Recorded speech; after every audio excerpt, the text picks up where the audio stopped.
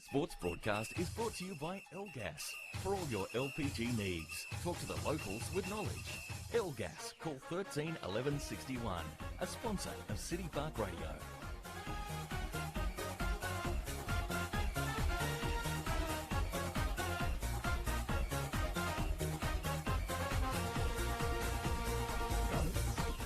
Welcome to Windsor Park in Launceston. It's finals time in the TSL, and it's teams number 1 and 2 on the ladder fighting it out for a spot in the 2022 TSL Grand Final in a couple of weeks.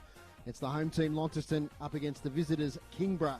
We've been building now for 2 or 3 years, made the finals on successive occasions, and now we're really going to be looking to push further into the finals and try and make an historic grand final in the TSL themselves. But in their way are the all-conquering Launceston team that have won the last 2 flags in the Tasmanian State League. My name's Dave Moore. I'm hosting the broadcast this afternoon. We're going to lots of places. We're on City Park Radio 103.7 and 96.5, and our online stream. We're also on the YouTube channel with the TSL, Tasmanian State League, AFL Tas live stream, and also on the AFL Live app. So welcome to listeners and viewers wherever you are around the world, around Australia. It's great to be here on a beautiful day in northern Tasmania. And we're going to see some great footy coming up in the next couple of hours. So let's introduce our co-commentators. First of all, to my left, Matthew McGee. G'day, Macca. Yeah, good afternoon, Foz. And you're going global, mate, by the sounds of it. Good work. Yep. The captain of the commentary team. Yeah, look, it's good to be back. It's, I don't know, it's been a long time since we've seen some TSL footy here in Launceston, and even longer for me, Foz. But look, it's a beautiful day here in at Windsor Park. Launceston are warming up on the ground. They go in as red-hot favourites. Of course, gamble responsibly, but they're $1.01 today. Yep. They were pretty short this time last year, though, Fozzle, weren't they? And we saw an upset North Launceston against Launceston. It's been spoken about this week. Coach Mitch Thorpe said that. He said he's spoken about last year, and you know, they don't want to obviously go down the preliminary final path. But it's going to be a very good effort by Kingborough if they're going to get over the top of a all-conquering Launceston side today, who I believe are probably a better team this year than what they were last year, Foz. Our expert commentator today is Michael Maxie Walker, birthday boy during the week. Happy birthday, Max, and welcome to the coverage today. Thanks very much, Dave, and welcome listeners. And turned the big 5-6 during the week, so another lap around that globe that we're broadcasting to today, Dave. So on the football side of things, fantastic day. Ground looks really good. We were here, 3 or 4 weeks ago, the last game. It was very soft underfoot. It was squares were very ordinary, goal squares both ends. Looks like they've recovered reasonably well. We've still had a fair bit of rain in that time, but we're here to hopefully experience a very competitive game. Obviously, as the guys alluded to, Launceston being the red-hot favourite, and rightly so. They'd be unbackable this week, and they've certainly been the form side over the last 2 or 3 years in this competition, and the Kingborough Tigers have just been keep building. For them to have a red-hot go today, and that's all they need to do. They need to be competitive. We watched them here 3 or 4 weeks ago and dropped off dramatically after a period of time. So they'll be looking to redeem themselves and put up a very good performance. A lot at stake. It's a grand final spot, so they won't be holding back, nor will the Launceston Blues. We'll have a more in-depth look at the game in just a moment with our 2 co-commentators here. But down on the ground, well, first of all, to my right here, Dave Gruber is our stats man today. He'll be giving us all the team stats throughout the afternoon. And down on the ground, our boundary rider today is Tony Webb. Good afternoon, Tony. Good afternoon, Dave. Good afternoon to the rest of the team, and good afternoon to our listeners worldwide. Beautiful day down here. Nobody's just coming onto the ground, as you can probably hear from that. Look, the ground's in very good condition compared to 3 weeks ago. There's just a couple of soft patches, centre half forward at the northern end, and on the half forward flank towards the bar side of the ground. But the rest of the ground's in pretty good nick. You know, just a little bit bumpy in a couple of spots, but I think the most anyone's going to do to themselves today is twist an ankle. Little bit of a breeze coming from the northern end, as I said before, but I don't think that's really going to have any great impact on the game. I'm hoping it's going to be a good close one, but I have a horrible feeling. Maybe not. I think Launceston's going to win this one. Well, wait and see. Obviously, the margins last couple of times have been wide, but finals are a different type of footy. Tony, will no changes, I think, to either selected side? Not that I'm aware of. Certainly That's right. Launceston, there's no changes. And I believe in the Tigers, no changes either. So, as selected, Tony, we'll hear from you during the day. No worries. That's Tony Webb down there on the boundary. Okay, we've got a bit longer than normal to analyse this game. But before we get into that, we must mention the D-League score and the qualifying final there. It was a thrilling finish. Launceston came from 5 goals back in the third quarter to nearly snatch it. But in the end, it was the Clarence Roos 7-11-53, defeated Launceston 7-9-51. So congratulations to the Roos. They're through the grand final in a couple of weeks. And the Blues will play the winner of tomorrow's elimination final between North Launceston and North Hobart. A couple other scores around. OLs have won the Division 1 NTFA Reserves Grand Final, 76-59. And it was 12-4, 76-9, 5-59 with Isaac Pennington from OLs the best on the ground there. Okay, as I said, we've got a bit longer than normal to analyse this game. So, Macca, when you look at the two teams here, obviously the midfields match up quite well, but maybe Launceston have more depth around the ground, but we'll wait and see around that one. Yeah, look, looking at the stats during the week, Foz, you're right. The midfield and the way that both teams sort of move the ball in terms of possession rates, kicks and handballs and things like that, pretty much work out the same. Kingborough, the number 1 clearance team in the competition, with the likes of Clifford and Cole and of course, Kieran Lovell back today. Now, it should be noted, Kieran Lovell's missed the last couple of games, 3, was it? Yep. And probably cost himself the medal, or he was right up there when he stopped. But so they've actually lost rounds 20 and 21 of the Kingborough Tigers. But that midfield, number 1 for clearances.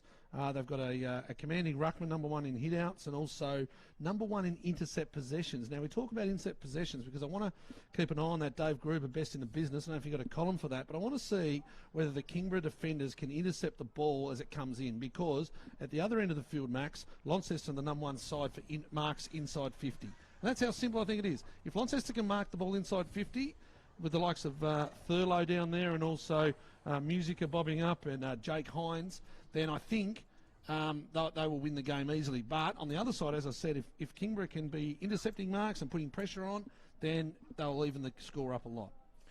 Can't disagree with any of that, Macca. And you're right, the Launceston forwards, well, probably more the Kingborough backs. It's there's a lot of pressure on them.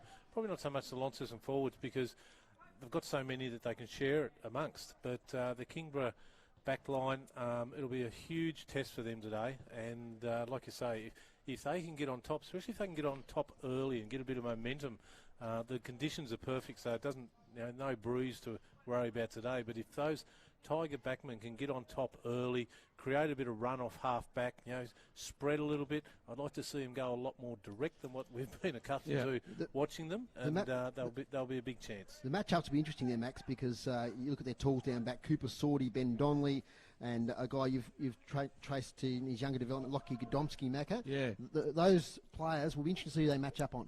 Yeah, look, it will. And for Groobs here, Launceston are averaging 18 marks inside 50 for the season. So they're about 5 more superior than any other team in the competition. So that's 18 shots at goal. Yep. Marks inside 50, they're going to have a shot at goal every time there.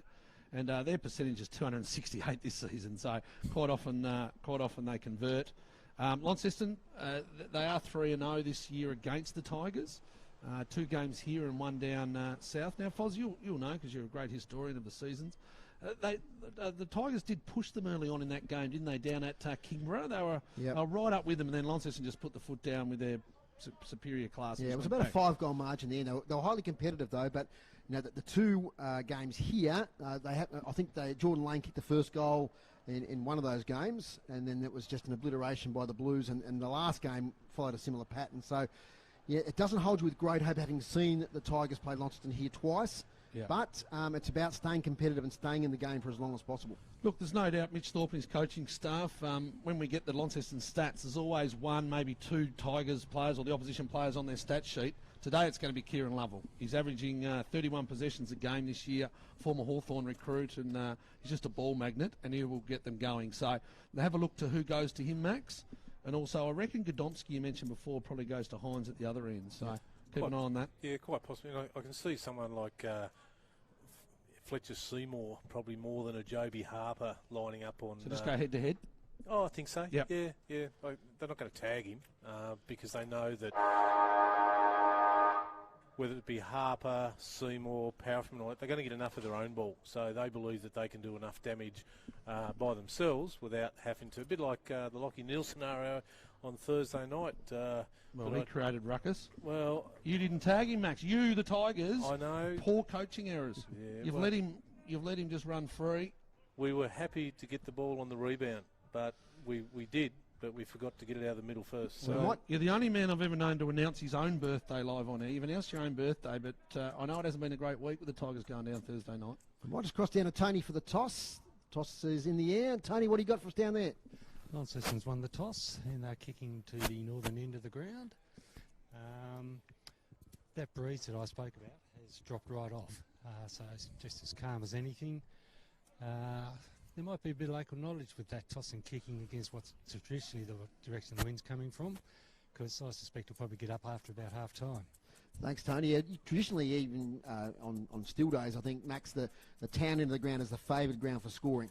Yeah, it is, because you've got that, just a gentle bit of a breeze throughout the course of the day builds up, coming down the Tamer, off Bass Strait, and what we won't see today is the Arctic conditions that we're accustomed to in the commentators' box here, Macca.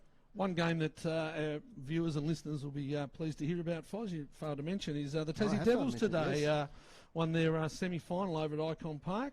13-16-94, defeated the Bendigo Pioneers 9-15-69. Bendigo Pioneers caused a massive upset last week, which helped the Tassie Devils immensely with their draw. But Lockie Cowan led the way again. He'll definitely be on the radar at the end of the month, or next month, with the draft. He ended up with 26 possessions. Tom Beaumont, Launceston player, has made his debut this year. He had 24. Colby McKirch, another Launceston player, 21, and Liam Jones with 20. Yep. Brandon Leary kicked a few? Yeah, Brandon Leary kicked 4-3. Wow. So he's right in the radar there as well. Will Splann with 3 goals, and also Bank Smith with 2, and Jack Callanan with 2. So they'll go ahead now next week to play the winner out of, I think it's the Northern Knights and the Western Jets. Dandenong and Western Jets. So I think we're going to hear from maybe Darren Crawford at half time. Yes, one of the assistant coaches. 2 guests joining us at half time. The great Brownless, who's helped us out along the journey.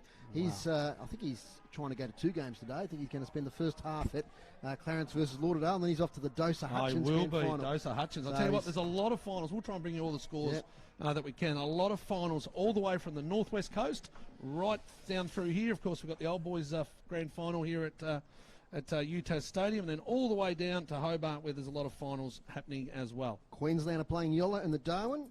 Queensland or Queenstown? Queenstown. Yolla and the Darwin. Right. Fourth are playing Mott and Preston in the NWFA. Yes. Prelim final in the SFL, Huonville versus Cygnet. Dosa versus Hutchins are playing in the Old Scholars Grand Final. And NWFL prelim final, I think Macca is Wynyard versus Burnie. So a lot going on. And we've also got Rocherley versus Bracknell at Georgetown. And thanks to Neil Philpott and the Bracknell Football Club, he'll flick a few scores through to me during the course of the day. Will he keep the scores going if Bracknell are getting beat? Well, if they are getting Neil, it might dry up a little bit. Anyway, the other game has started. So a 2 o'clock start there. So first goal to Clarence. They are 1 goal, 2-8. Lauderdale 1 behind. Colin Gale, not surprisingly, kicking the first goal for Clarence. And gee, he could light it up in the final series, Macca. Yeah, well, 59 goals for the season. Of course, beat Jake Hines by 1. Look, the veteran. Yep. Interesting, Foz. Who are you going for in that game, Clarence or Lauderdale? I think Clarence will win that game, and I think they can go deep. But we'll wait and see, because we've got a lot of football to play out yet. So the teams are breaking up, and we've got beautiful conditions, as I've said a number of times. It's going to be a great game of footy, and we know the skill level of Launceston. The Tigers can bring it too. We could be really in for a treat here this afternoon. Our sponsor for our broadcast this year is Elgas on City Park Radio. So today's broadcast brought to you by Elgas for your LPG needs statewide. Talk to the locals with knowledge. Phone 131 161. Thanks also to Daily Potato Co., our stream sponsor. And we're going out today on the AFL app as well. So enjoy it, guys. Tassie footy here at the Windsor Park ground. Qualifying final. As the players are taking up their positions, looking at the midfield straight up, no surprises. The Tigers, Clifford, Lovell, Cole and Marcus Gardner will be the ruckman. Yeah, Groenewegen going to ruck it for Launceston, Foz, with Fletcher Seymour in there. Also Pulfreman, polled really well, and Jovi Harper. So what an on-ball lineup. Looks like Pulfreman and is going to stand next to Kieran Lovell. Musica and Thurlow deep forward, Macca. Yeah, geez, what a forward line. Look at it there. It's really strong forward line for Launceston. Zach Morris there as well. We've got Jake Smith. Brendan Taylor had a great year. He's up against Reardon. might look to play a little bit of a defensive role there as well. So we're going to get underway here in the qualifying final. Groningen up against Marcus Gardner. Ball comes down closely there by Lockie Clifford. Followed up and kicked inside 50 for Dave Gruber by Joby Harper. Up and Adam is Thurlow. Can't take it. Kingborough go away through Cooper Sorty, and he finds his teammate just there at the point of the square, and that is Lockie Clifford. Clifford looks wider out in front of Eddie Cole. Goes too far. Going to be picked up by the Launceston defender in the interchange box. Ball comes over by hand there now from Kingborough. Ball goes on to Edward Golding. He goes inside 50, out of bounds on the full. So we look for these matchups, Max. Can you get a look on Jake Hines for me? Who's got him? It might be Godomski. If we can get that. Jay Blackberry, of course, out here on the wing with Zach Adams. Ben Donnelly on Thurlow. Okay, big matchup for him. Had a good year. Sorty looks like he's on Morris. So on centre wing, Harper, second touch already. Finds Thurlow up the ground. Normally a terrific kick, and this is great here in the centre square now. Alec Wright, he's going to come further to Woolley, who slips, but has enough time to get up and take the mark. He'll wheel and go on the left. He goes by hand. Back to right. Launceston defenders getting involved. Not a great kick. Inside 50. Kingborough there. Brady Reese. He's got a turn. He slips there a little bit. Does Kieran Lovell? They get a look at it. Does Brendan Taylor? If it bounces, it'll go through. It does, but it goes through for a point, Brendan Taylor. Really surprised. Brendan Taylor's kicked 28 goals for the year, Max. Third most for Launceston. Look, he's always dangerous and he's always good for that couple of goals. Reardon, the kick's got to be good, but it's not. It goes to Jake Smith, and here they go, Blackberry. So Jay Blackberry is going to be on the right side, the correct side for his left foot. Just the kick was on, just didn't have enough on it from Reardon. Yeah, no, poor turnover there. I hope this doesn't get near the goalpost, Macca. Oh, hello. We're a little bit bitter, a little bit salty, the Richmond supporters. Jay Blackberry, I'll tell you what, we're going to have a good angle at it though, Max. Jay Blackberry, superstar of the TSL competition, injured earlier in the season, coming back from last season, and he's going to now have a look at him. Blackberry, I'll tell you what, it's close to the post, Maxwell, but that one's gone to the left, and that's a behind. So Jay Blackberry, a couple of shots at it early, Launceston. And Elijah Reardon's going to go again. Two behinds, Launceston. Kingborough yet to score. Indecisive Reardon now is going to go to the outer side of the ground. Target out there is Gardner. Gets free from Groningen. Can take the mark. At the spillage was Boyd. Handball on now to Paul Freeman. Left foot kick inside 50. Morris one-handed. Couldn't take it. Rees dispossessed. Donnelly does well. Torpedo out of defence. Rising high there was House. Ground ball. Boyd again. Tackled from behind. Strong tackle by Connor Salter. Release ball now to Clifford. Goes low towards the wing. Lovely mark and his bootlaces there. That looks like Dygan. Handball's off now to Golding. Golding low kick. Turns it over. That's what they didn't need going forward after good passage of play. Taking the mark on his chest was Jamison House. Switches play to defensive 50 now to right. He goes further wide now to Blackberry, who marks right half back. Takes his time. Spots up a player in Jacob Boyd, who's been really prominent. Handball off to Harper. Don't argue with Lovell. Next to him now is Wright. Gets a little handball away. Wright spears it inside 50. And Jake Smith takes the mark. Man on the mark about 45 out. Great job, mate. Fantastic. Jake Smith. Slight angle. I think Butters is Alec Wright. There we go. As Mitch Thorpe there, heard him from the box. No goals as yet. Jake Smith debuted in 2013. In he comes. Skips in. Gets a bit of side angle on it. Jake Smith for goal. He's got it. First goal of the game to the Blues. And they're underway. 1-2-8, leading Kingborough yet to score. And as usual, Max, that build up from half back from the Blues. Yeah, and it was great running there by Wright off the half back line as well, just to get that collect, run and receive handball from Harper, who did it quite easily, shrugged off Kieran Lovell there. So you'd probably like to see a bit more desperation from Lovell there to make the tackle stick. Good start at UTAS for St Pat's Old Collegians. They're 2-2-14, leading Old Scotch yet to score. Clarence still a goal up on Lauderdale down at Kingborough.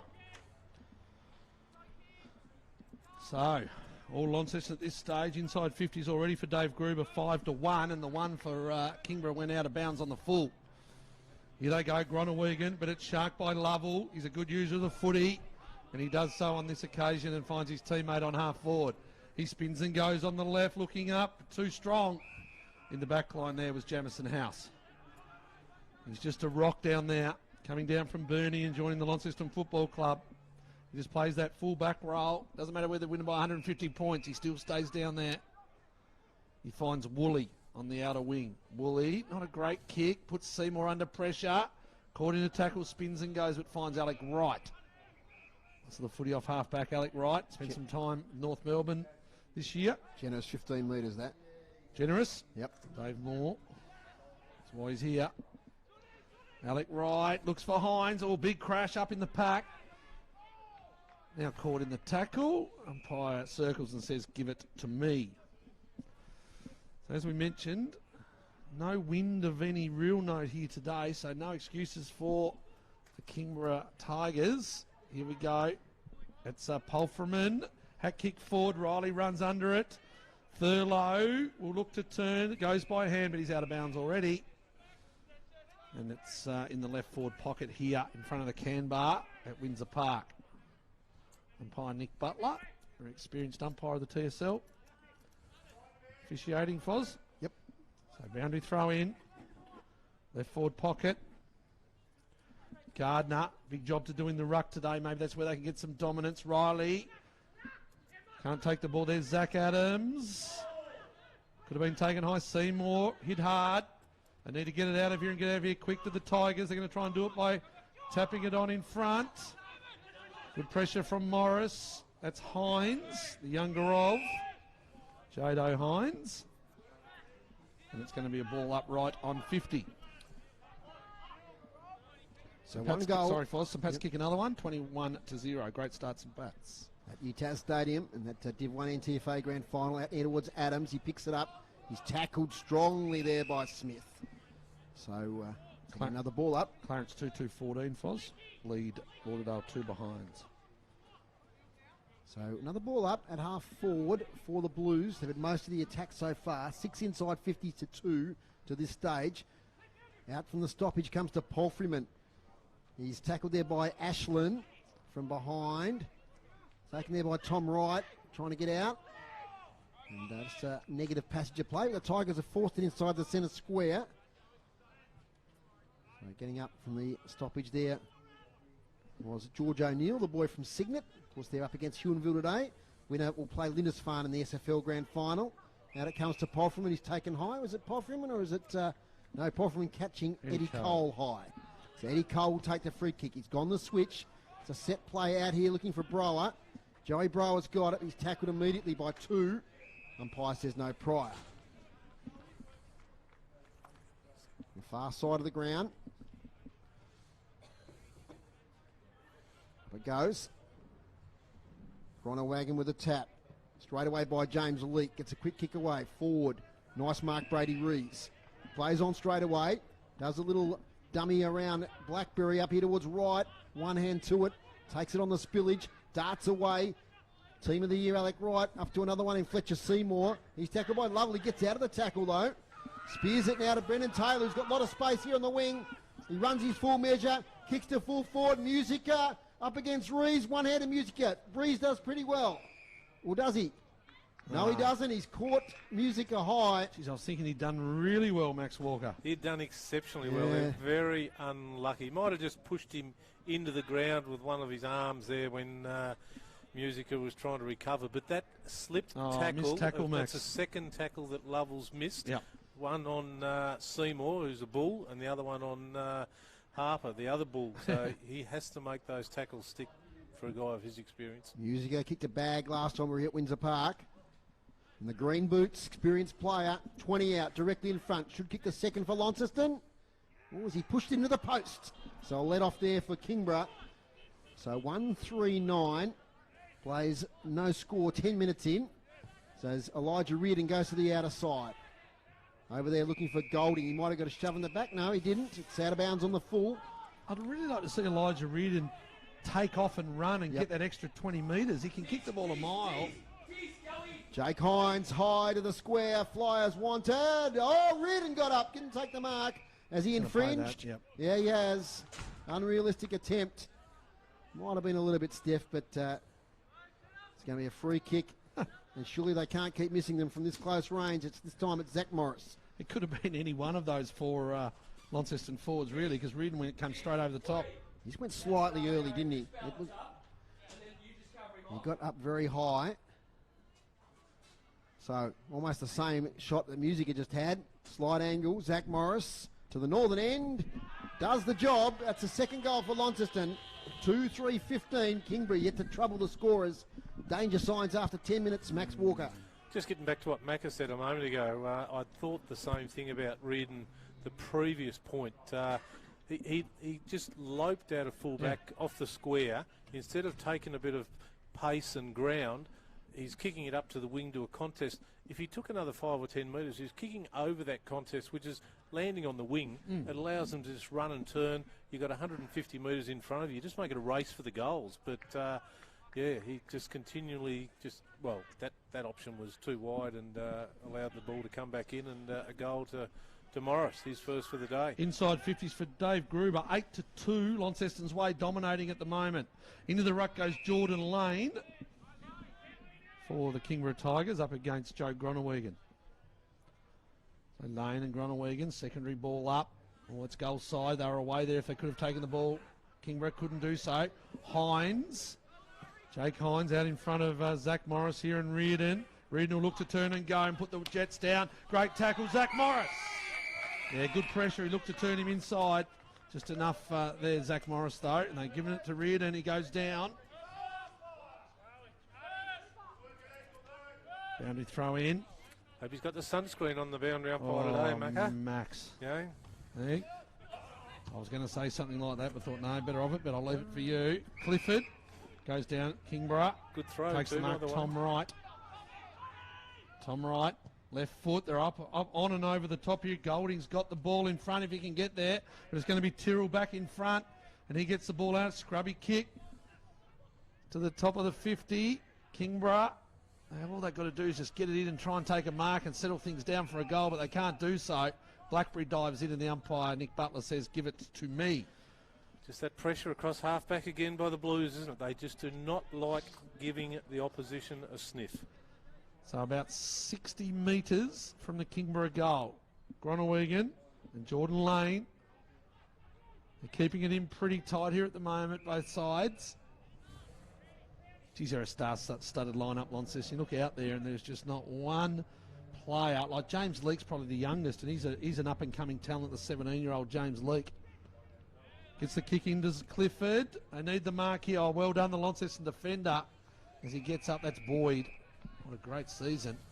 Probably unlucky to miss out on the team of the year.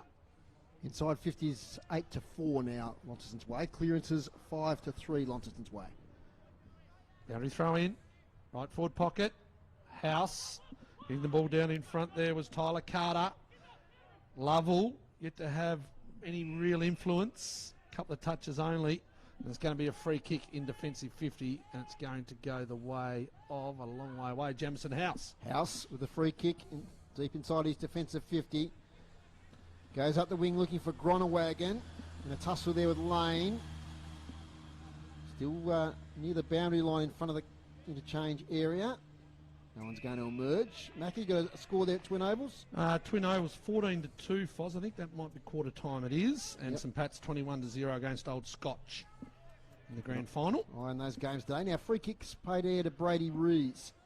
Up the ground a little bit from defence. Right on the boundary line, centre wing.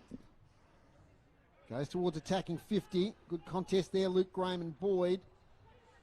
Spills. Trying to work his way out once again there was Graham, but it's going to be a ball up. Just on those inside 50s, 8 to Launceston, you said, and they've scored 5 times out of that. Kingborough 4 or 5 haven't even looked like scoring. And probably lucky they haven't scored 4 or 5 goals, Launceston, from those entries. Nice tackle laid on the Launceston player there. Another tackle laid. Umpire says holding the ball. It's against James Leake, I think, there on that occasion. Going to Eddie Cole. So he's right on attacking 50. Plays on straight away to the goal square. Who can take a grab? Oh, it's a good mark right in front of goal. Look like Lovell. No? I have a feeling it's Tom Wright, the youngster, who missed the first part of the season, but he's worked his way into the senior team. That was a fine mark. He went up like one of the tall forwards, but short of stature, but really got up high. Tom Wright, 15 out. They simply must get this one to get them underway, get them back into this contest. Tom Wright scores a goal for the Tigers. That's their first here in this qualifying final. And they get closer to Launceston. 1 goal straight, 6 Kingborough. Launceston 2-3-15. You're listening to City Park Radio 103.7 and 96.5 via the AFL Tas live stream on YouTube and also on the AFL.com app. And that's what happens when you get a deep entry into the 50. Their real first deep penetrating entry put the Launceston defenders under a bit of pressure, took the pack mark, finishes with a goal. And they must keep it in their forward line. That came from a good tackle inside their attacking 50. Yep. Created that opportunity. And all their other entries were just over the 50-metre arc. The first one deep and goal. Back underway, Macca McGee for City Park Radio. Inside now, Gillow taking in a strong tackle. Really big improver. Reserve score, NTFA Premier League preliminary final. Longford 9-10-64, defeating their opposition 7-6-48. So they're into the grand final, seniors and reserves for the Longford Tigers. Lost their first game last week to the Longford Twos, so they fought back today. Jordan Lane takes a mark here, right out on the far side. He's going to have to kick from nearly beyond 50. It's going to be a tough shot. Jordan Lane had an excellent season. Kicked 43 goals. You win the Richardson Medal, Fozzle? He did indeed. Well deserved. Young player in the comp, yes. He goes now to Lane. It's a good roost. It's a really good roost. Just misses near side. Umpire pays the behind. So we move along here. Launceston 2-3-15. Kingborough 1-1-7. About how many minutes gone, Fozzle? We've got that on the clock there? No, 17 minutes gone. 17 minutes gone. You're listening to City Park Radio, 103.7, 96.5. Live here from Launceston. Up and over the top, Morris with the thump. Gets it going Launceston's way. Kingborough come by hands, though, this time by Sordy. Kicking the ball in and going is Riley Ashland. Just on the 50. Comes inside now and goes out of bounds. In front of Tuthill. Tide's turned a little bit in the last 5 or 6 minutes, isn't it? The first 10 minutes of this quarter's been all Launceston, and they've just composed a bit more, the Tigers, in the last 5 or 6 minutes. Yeah, looking for all of Launceston's dominance. It's only a goal in it, Max. So, I'll tell you what, here's a good mover in Tom Wright. He's kicked one. He's caught, though, in the tackle. Launceston defenders doing well.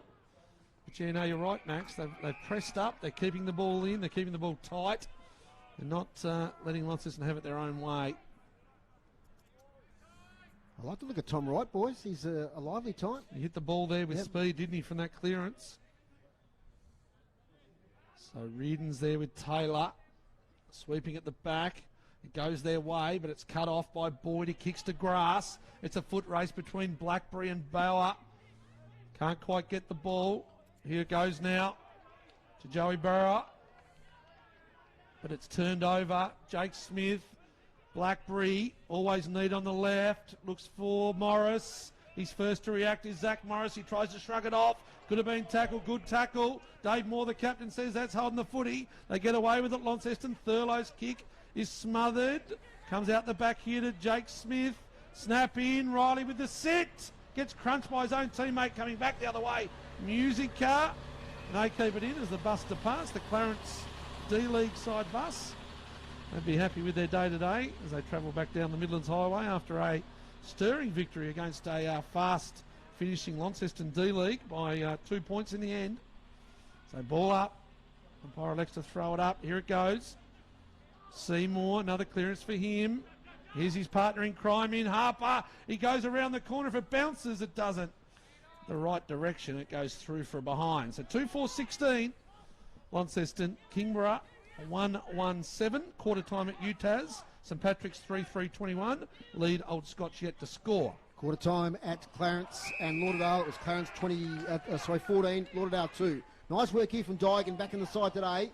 They missed him last time they were up here. Beautiful kick to the advantage there of Lane. Heavily disguised as Connor Salter. He gets the kick towards the half forward. Salter follows up his good work. Lays a tackle. Eddie Cole gets away to Graham. Snap by Graham. Now he's been dealt with. It might go through anyway. Advantage paid. Goal Luke Graham. And we've got a ball game here in this first quarter, as the margin is now 3 points. And good work there, Connor Salter, the boy from Brighton. Also played a bit of footy with Glenorchy. Persistence. Got it to Luke Graham, who threw it on the boot and rolled it through. Just persistence is winning at the moment, isn't it? And the quick ball movement. We've said it before when we've had Kingborough up here before. We just want to see him move the ball a bit quicker. And so far, to their credit, they've decided to take the game on a little bit rather than concentrate on defence. Because, Max, they have got some smart forwards. I mean, I've seen Luke Graham before, George O'Neill, these guys. Yeah, I said to you this morning, Foz, when we had a chat, this morning, as we do most days, but I said to you, Kingborough, you said they struggled to score, and I said, but against Launceston. But what about these forwards? They're better players than that, and I think they're showing a little bit today and taking it right up to the Launceston Blues. Here's a good defensive mark by Cooper Sorty. Been good, finds Lovell. Holfman matched up on him at this stage. Lovell wanted to go wider, comes up the middle, good choice. 2 bites of the cherry, and Eddie Cole takes it. Centre circle, they're away on the outer side here. Brady Reese with the flowing locks. He wants to step inside. He wants to get a look at him. There's Brady Reese. It's not going to get there. Can they take a mark? Ball comes to the deck. Free kick. Goes Launceston's way. And it's going to be a free kick to Boyd. Boyd. It is Boyd. Jacob Boyd comes out wide. Finds Pulfram the other way. This is where they're dangerous, Launceston. They'll try and sift their way through this defence. Finds Tuthill. Centre wing. He's got Gronoway. Ignores. Probably Powerfulman's first touch at the 20-minute mark, 24-minute mark. Had a great season, hasn't he, Powerfulman, after her struggles probably last year, Max. You follow him well. Friends of the family. Here's Blackberry. It's a stinking kick. Still goes inside 50 for Dave Gruber. They missed the handball. They get away with it, though, to the Kingborough Tigers. Coming through now is Lockie Griggs. Spills it. Taylor. Powerfulman. Smothered. Oh, it bounces the wrong way for all of them. Puts his head over the footy. Was Reardon. Gives it to Ashland. Lockie Clifford. Can they get away? Does by hand to George O'Neill. Over the top now to Jordan Lane. They go back to Clifford from 50. Gets a good look. And it bounces left. Jesus, would have been some good goals here, Matt Fozzie, if they'd have gone through. 2-2-14 Kingborough. Launceston 2-4-16. Inside 50s now, 10 apiece. So this game is really evened up. Well, it was 10-2 or 8-2 at least at one stage. So they fought back of the Tigers. So we got at halfback Fletcher Seymour. A TSL Team of the Year. Gets it to Boyd, his partner in crime, at halfback. So just playing a bit of tempo footy, Max, just to get a bit of control of this game back. Yep, and that's nearly a point. Play on. Play on, Woolley. Long kick, beautiful kick to Tuthill. He's got space. Man on here is Casey Brown, who takes it on his chest. Off to the races. Jordan Lane pursues. He gets away from him. Kicks it inside 50. Fumble there now by Godomsky. Reardon just gets it away in time. The big ruckman Gardner lopes after it. Handball, dangerous. Getting out of it nicely is Ben Donnelly, showing great skill and dash. Goes for a bounce. Fullback of the Team of the Year. He goes wide and delivers it beautifully over there to George O'Neill, I think it is, or is it Kieran Lovell? It's what they've got to do, Max, is show some dash there, don't they? Take the game on, take some risks when you're red-hot underdogs as they are. Up to half forward from Kieran Lovell. Mark tried to be claimed there by Tyler Carter, I think it is. Well, you'd probably say that the skill level of Launceston is greater than Kingborough, and you've hit the nail right on the head. When they get the opportunity, they've got to take every moment they can, and if that means run and carry, quick kick, do whatever, but get the ball moving forward their way. Clearance here to Launceston through Paul Freeman, who's starting to work his way into the game. Gets it up towards half forward. Riley, skillful, gets it to his partner there, and Musica slips over. Handball sideways. Tackle laid by 2 Tigers players. Holding the ball as a reward from that tackling against Brendan Taylor. Free kick, Reardon. Reardon kicks up the wing. And mark taken there by Lovell, his second mark in a minute. He's worked into it in the second half of this quarter. Lovell, centre wing, the former Hawthorn player. Can't hit his teammate up on the lead. A lot of play on the far wing today. Doesn't suit the commentators, and that one goes out of bounds. Scores from up the northwest. It's Yolla. They're 41 leading Queenstown. That looks as though it's at South Burnie there in the Darwin Football Association Grand Final. And at Ulverston in the NWFA, it's fourth, keeping, who are they playing for? Fourth? Mott and Preston. Mott and Preston scoreless in the first quarter.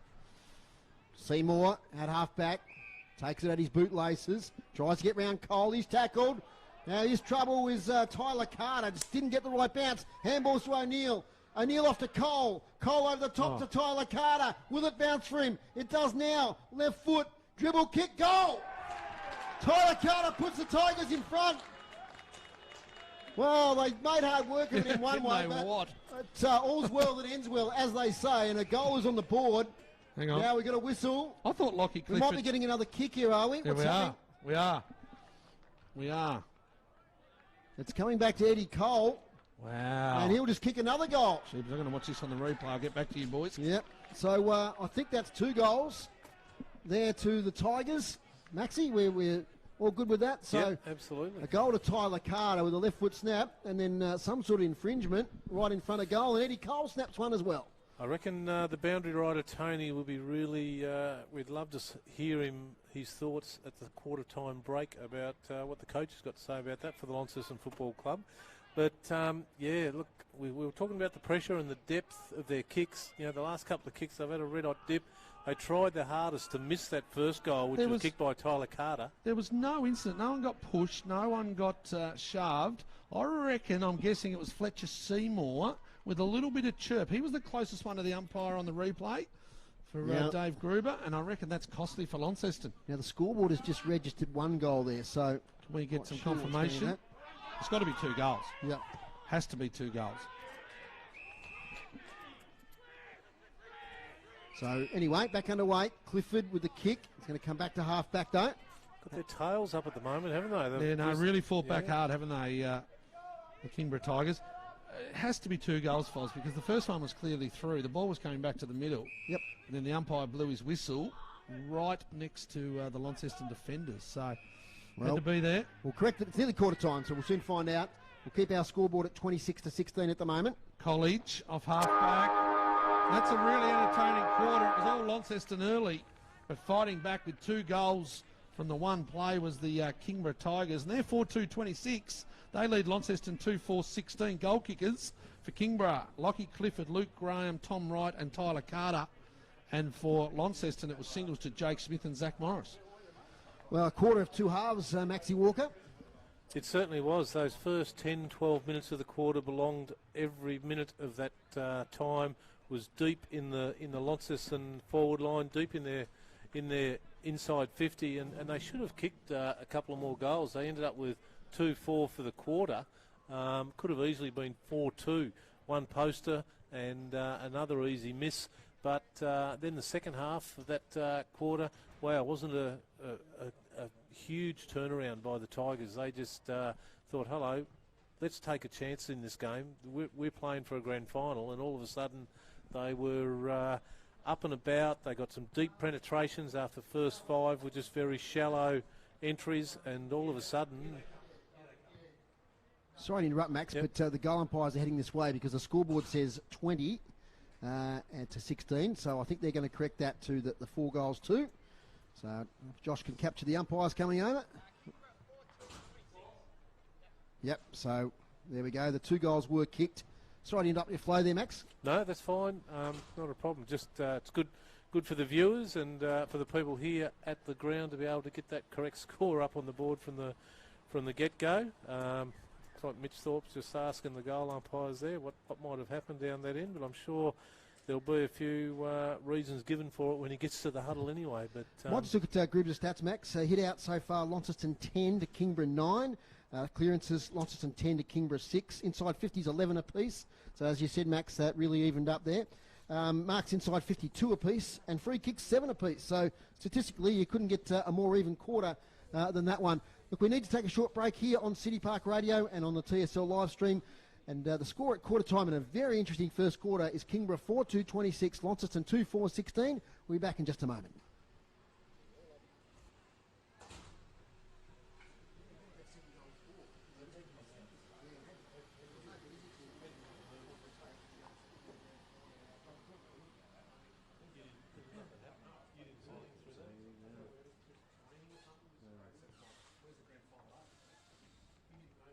There's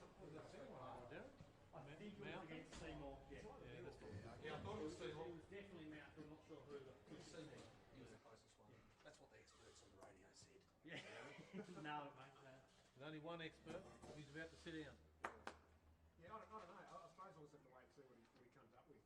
He said something on Friday, but I was in 2 meetings. I didn't find out. 2 metres. CC meeting. CC? Moderate. I'm not in CC anymore. Oh, okay, out now. CC, how are your moderation meetings? Good. Were they online? Yeah. At school? Did you have to go to school? Did you do them from home? I went to school, but there's a bit of trouble because with the Microsoft team, Jodie couldn't share her screen, and neither could another lady from another school. I might use Teams. Right. Worse than Microsoft Teams. Anyway. Yeah. What do you use for all that shit? Zoom or Teams? Teams. Whole government uses Teams. Yeah, Zoom is the best by Well, fortnight. we use Google Meet because it's easy for us at school, but Google's Zoom's good too. Yeah, I Zoom. think Teams is hopeless. typical government shit. Yeah. You spend the money, mate. How were you on that ad the other week? I saw an ad there talking about some recruiting thing. That's for his own. I know it is. Captain's calling back. That's Brett's Fiscal. Yeah, I know. Yeah, she's up in Queensland there. Welcome back here to City Park Radio's coverage of the qualifying final between Launceston and Kingborough. Also welcome to our viewers on the YouTube live stream, AFL Taz, and also on the AFL app as well. Quarter time here, it's Kingborough 4-2-26, leading Launceston 2-4-16, margin of 10 points. In the other final elimination down at the Twin Ovals, it's Clarence 3-4-22, leading Lauderdale 1-4-10. Macca, thanks to Darren Lovell and Damien Donnelly, the boys, the Launceston Stats boys, you've got some of the Blues' major possession winners there to quarter time. Yeah, Jacob Boyd with 8 down back, Joby Harper with 8, Alec Wright with 7, Polfram 6 and Seymour 5. We can confirm that goal was 2 goals. Yes, so it is yep, we did get that one. 2-4-16 to 4-2.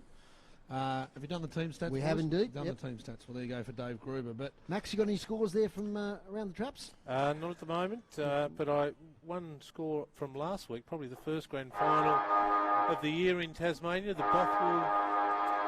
Bothwell Rabbits got up over the Campbelltown Robins, and it was good to see the Robins in a grand final. They were really struggling 3 or 4 years ago, even to the point where, were they going to continue to exist or not? So well done, the Robins. Macca?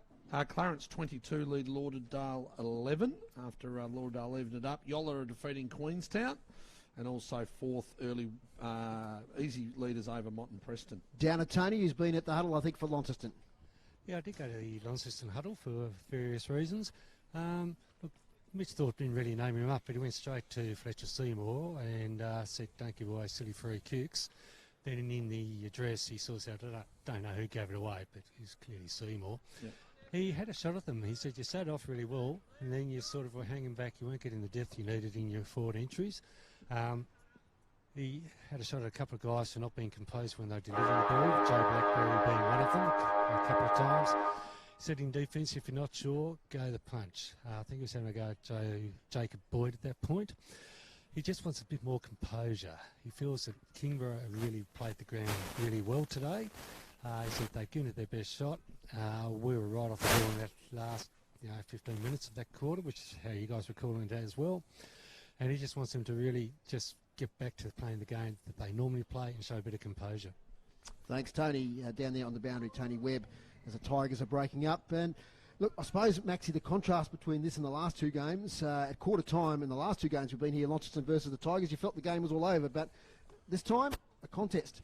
Certainly, and we could have been thinking that about the 15-minute mark of this quarter as well, because the Tigers couldn't do anything right. They were fumbly, their kicks weren't hitting the targets, their forwards weren't presenting. When they did get it deep, I think they might have kicked it out of bounds on the full probably 3 or 4 times in that first quarter, which is quite remarkable. But then they just changed their attitude by the looks of it, and got on top.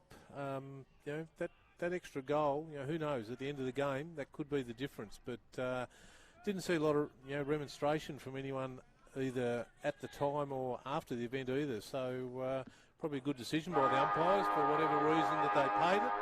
But, yeah, one thing they've got to do in the middle here, centre clearances. They've got to start getting on top, the Tigers. Back underway in the second quarter here at Windsor Park. Lovell tries to go off the ground. Air swing, Gardner. Oh, he caught one in the head there. He's gone down. Now there's a high tackle. Is it coming back to Gardner? It was a delayed whistle. It is. Quite well after the event. One score, we didn't give it a quarter time. Old Scots have fought back there, 2-2-14, now trailing St Patrick's 3-3-21. Also, South Londy today won the Division 1 Women's. Is up towards half forward.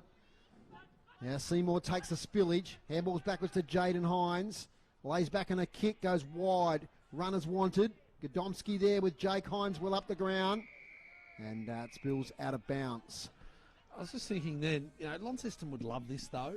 They love the contest. Mitch Thorpe loves the contest as a coach now. He's got to go, right, I've got to do something. It could be easily Launceston in a lot of their games this year. It's pretty much autopilot. But today, the coach has come to the fore. The players have got to lift at this occasion. Harper, quick kick towards half forward. Thurlow overruns it. He's there with Donnelly. He's got it now. Inside out kick towards goal. It's fading off to the right. First score of the second quarter. And Launceston now go to 2-5-17. They trail Kingborough 4-2-26. Got to say, Lockie Godomski, Macca, has done a great job so far on Jake Hines. Yeah, look, it's a good matchup. Hines hasn't spent a real lot of time deep forward either, so watch out for that one this quarter, because that's where he's his most dangerous. Here's Jake Smith, can't pick it up. 2 bites of the cherry. Seymour, hit up. That's better use of the footy, and finds Pulfreman. He's going to kick from about 30, maybe 35, 40 metres when he gets up, directly in front. Donnelly on Thurlow's done very well also. Right with him? Yep. Yeah, so there we only go. one possession, a couple of possessions for Thurlow at the most. So while we've got a bit of time, Max, Pulfreman, I mentioned him, polled really well in the medal count last week, and he's had a terrific season after. Did he get dropped last year? Was last year that he had the bad shoulder or the year before? Yeah, averaging 23 possessions a game. Yeah, he's had a really good year, got excellent pace, looks really fit.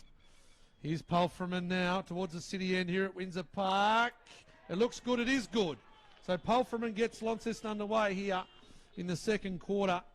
They move on to 3-5-23. Trail Kingborough 4-2-26. Really impressive kick there by Seymour as well. Was running, could have banged it to the top of the square, but just opened his vision up, saw Pulfreman out the corner of his eye, so just sort of centred the ball to him, probably 20, 25 metres closer to the goal than what he was, and made no mistake with that kick. Really impressive looking kick too. Back in the middle, Windsor Park. Beautiful day here, great conditions. September footy, we love it. Sunshine. As Jordan Lane in the ruck. Tries to win the tap to Lovell. Back to Lane. Leans back on the left foot. Funny old kick towards the full forward, to half forward. Tom Wright takes the mark, plays on, and kicks a behind. Could have been his second for the day. It was a nice little move there from Tom Wright, who has impressed us so far in this game. Now out from fullback. Alec Wright finds Bailey Gillow right on 50. So maybe Gillow on given the job on Lovell, or he's definitely matched up to him after that kick out. Good left foot kick, Gillow. Not that great though at the moment. It's gone down Reardon's throat, who actually didn't take the mark. Here's Taylor. He's slung out in front of Seymour. Centre wing. Handball at the fingertips. Just a little bit scrappy both sides at the moment, and Kingborough get it and they go, and there's another scrappy kick as it goes to Gillow. Gillow will swing it neatly on the left to Jaden Hines. Gives it over the top there now to Boyd. Boyd to Blackberry. Didn't kick the ball that well in the first quarter. This is a better kick. It goes long, it goes deep. It finds Music, a great grab. And also an excellent goal pretty easily in the end. But that's what Mitch Thorpe wants. Good use of the footy. Changing the angles, delivering by hand and foot.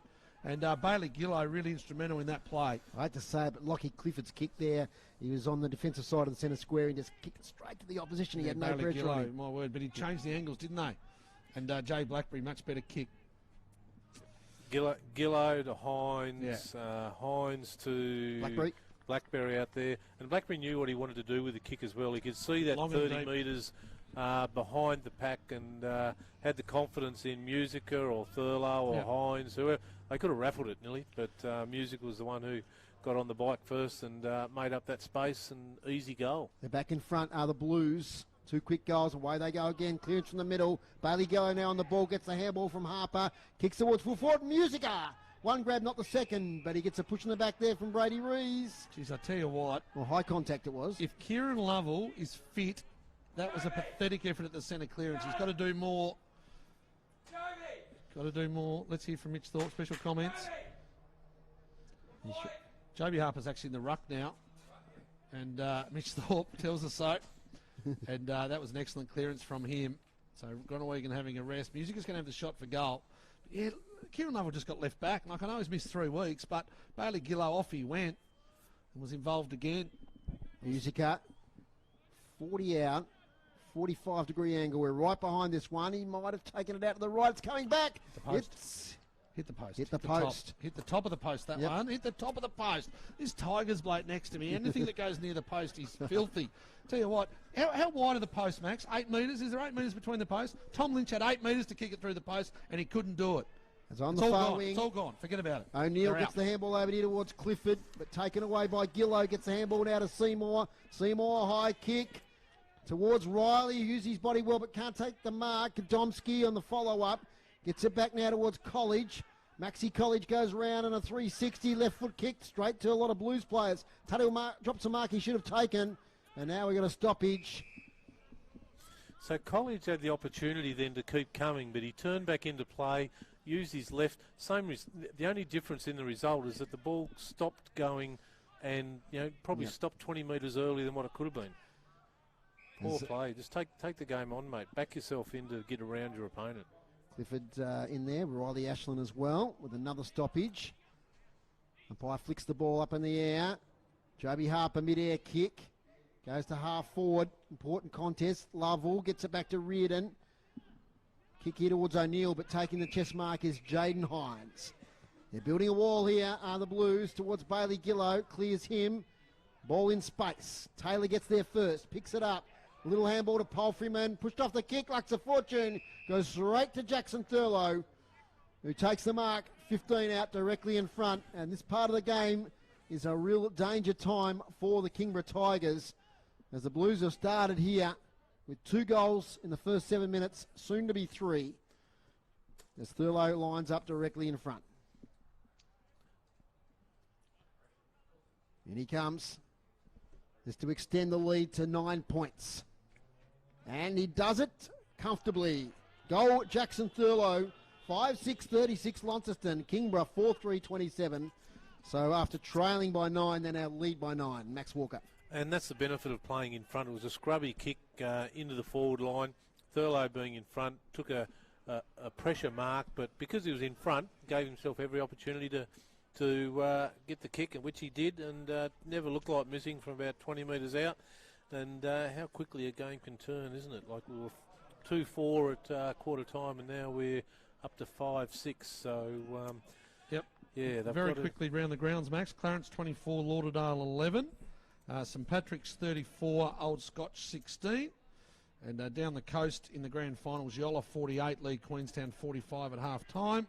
And fourth, 34, lead Motton Preston 24, so they fight back in the NWFA grand final. Ball comes out now, the centre clearance, and goes out of bounds on the forward end for the Launceston Football Club. So as the boys said, it's a critical time here for the Tigers. They started well. Launceston probably going to the scoring end on this occasion, down towards the city end. Boundary throw in.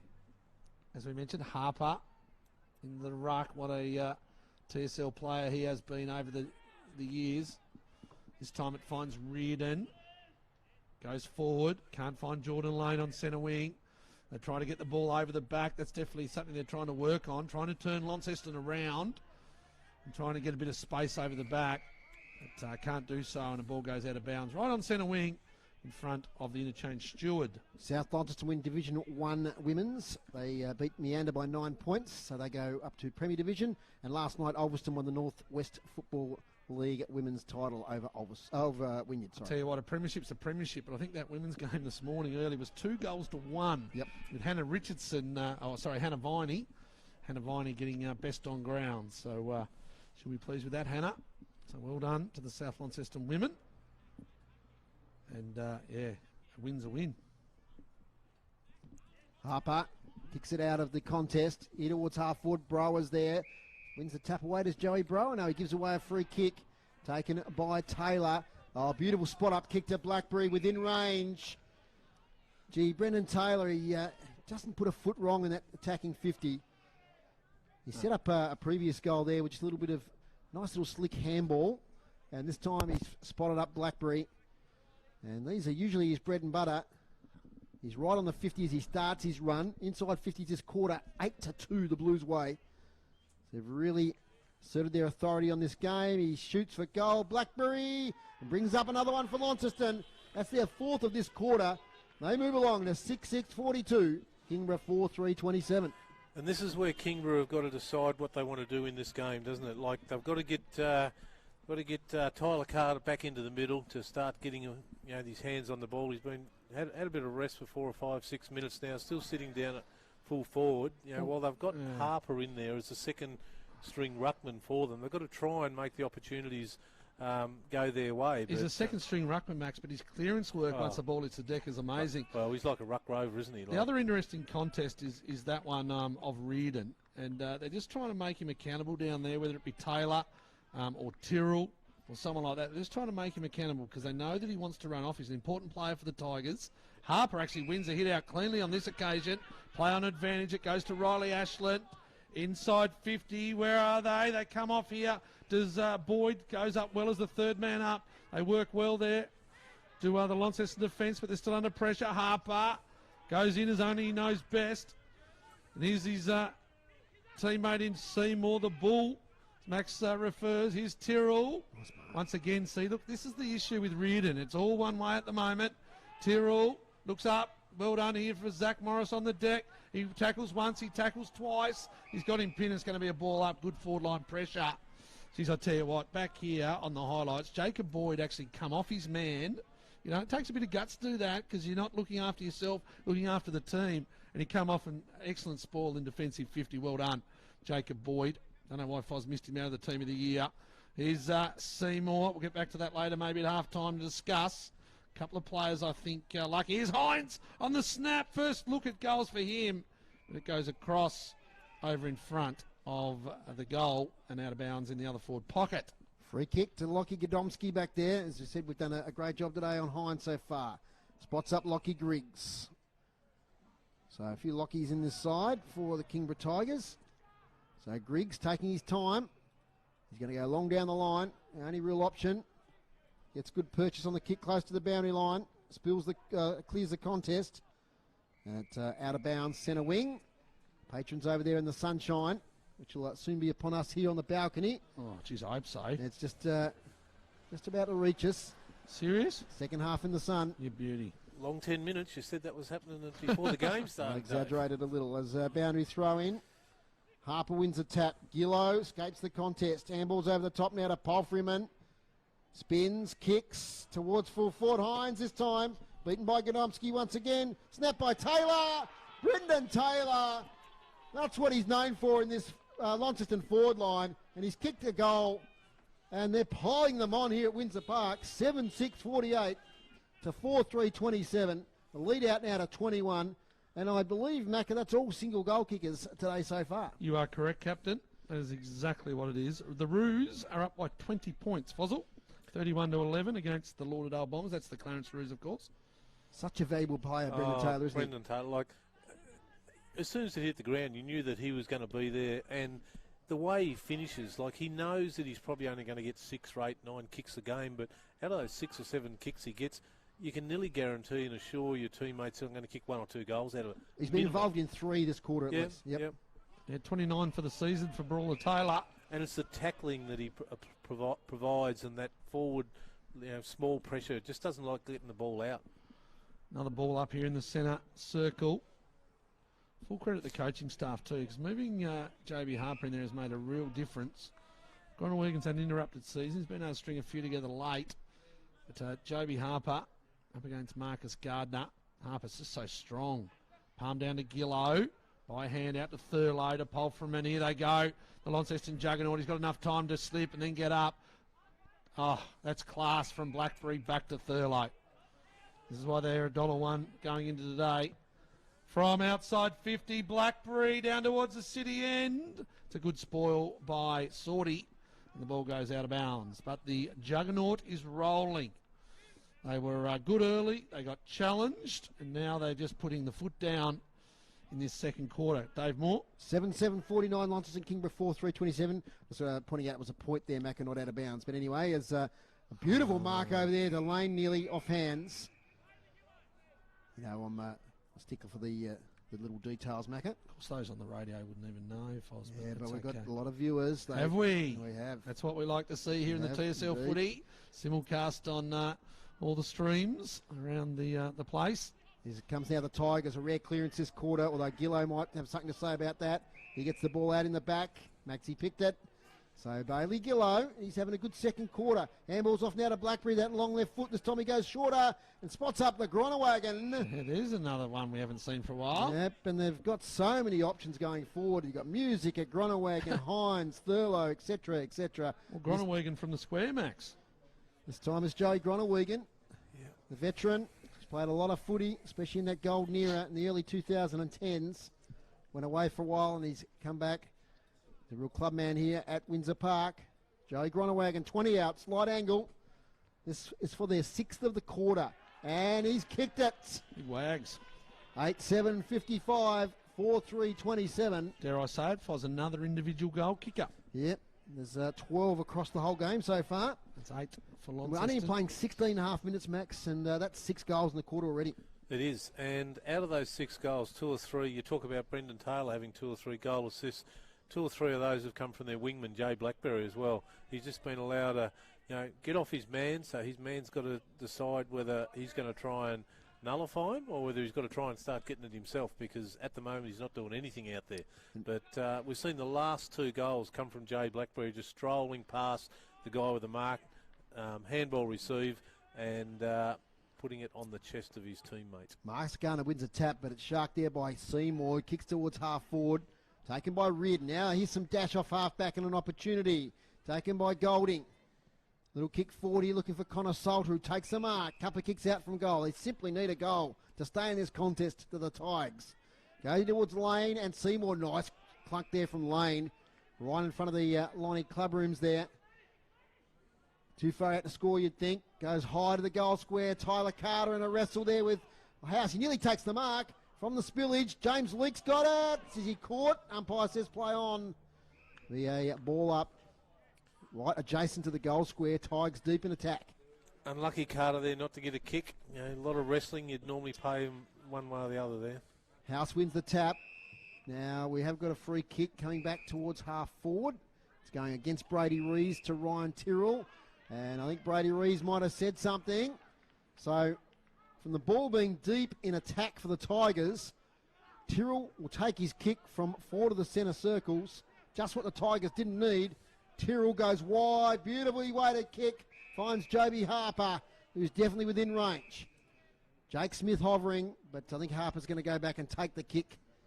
Today's broadcast brought to you by Elgas for all your LPG needs statewide. Talk to the locals with knowledge. Phone 131 161. And the stream today is sponsored by Daily Potato Co. Thanks for your support to all those organisations through the year. It's been a great pleasure to bring you the footy here on the radio and via the live stream. Joby Harper, the number 11 on his back. He's about 45 out. Same degree angle. Kicks for goal. It's going to make the distance. Yes, straight through. 7 goals this quarter to Launceston. 9-7-61, 4-3-27. And dare I say it, we have another individual goal kicker. 9 individual goal kickers before half-time. That's pretty remarkable at any level. They're certainly sharing them around. The ruckmans are kicking them, the forwards are kicking them. I just want to get back to that forward 6 of Launceston. We were talking about Brendan Taylor. He's the only true, genuine, I believe, small forward that they've got down there, because you've got Riley, Hines, Musica. Musica plays above his height. Thurlow is the only crummer that they've got, really. The rest of them are expected to take marks when they come in, and he's there does to it do one well, job. and does it really well, does Brendan Taylor. 29 goals for the season. Sometimes plays a little defensive role, lays a lot of tackles as well, like a small forward. These days, important role. Ball comes out. Harper, he's really changed the game since he's gone into the ruck. Thurlow up the ground. They just keep mixing it up to Launceston. Just can't touch it. There's some perceived pressure by Eddie Cole. He fumbled when he really didn't have to be. Tyrrell got away with one there. Ball comes out now, still going Launceston's way. Ooh. They're battling in, but they've really skipped away here of Launceston. 9-7-61 to the Kingborough 4-3-27. They've only scored a behind for the quarter. Inside 50s for Dave Gruber, please, Dave Moore. Yeah, we've got 13-4. Tells the story, and well up on the clearances too, 8-5. Here's Harper up against Gardner. Ball comes down to Gillow. He's had a good quarter too as the youngster in Bailey. Gillow putting the mid out was Hines, couldn't take it. Kingborough have the numbers, but they're under pressure again. Here comes out the front of the pack is Zach Morris. Gives it to Tyrrell, to Thurlow, and he gets held up right on the 50. This in the City Park Radio simulcast on the live streams. 103.7, 96.4.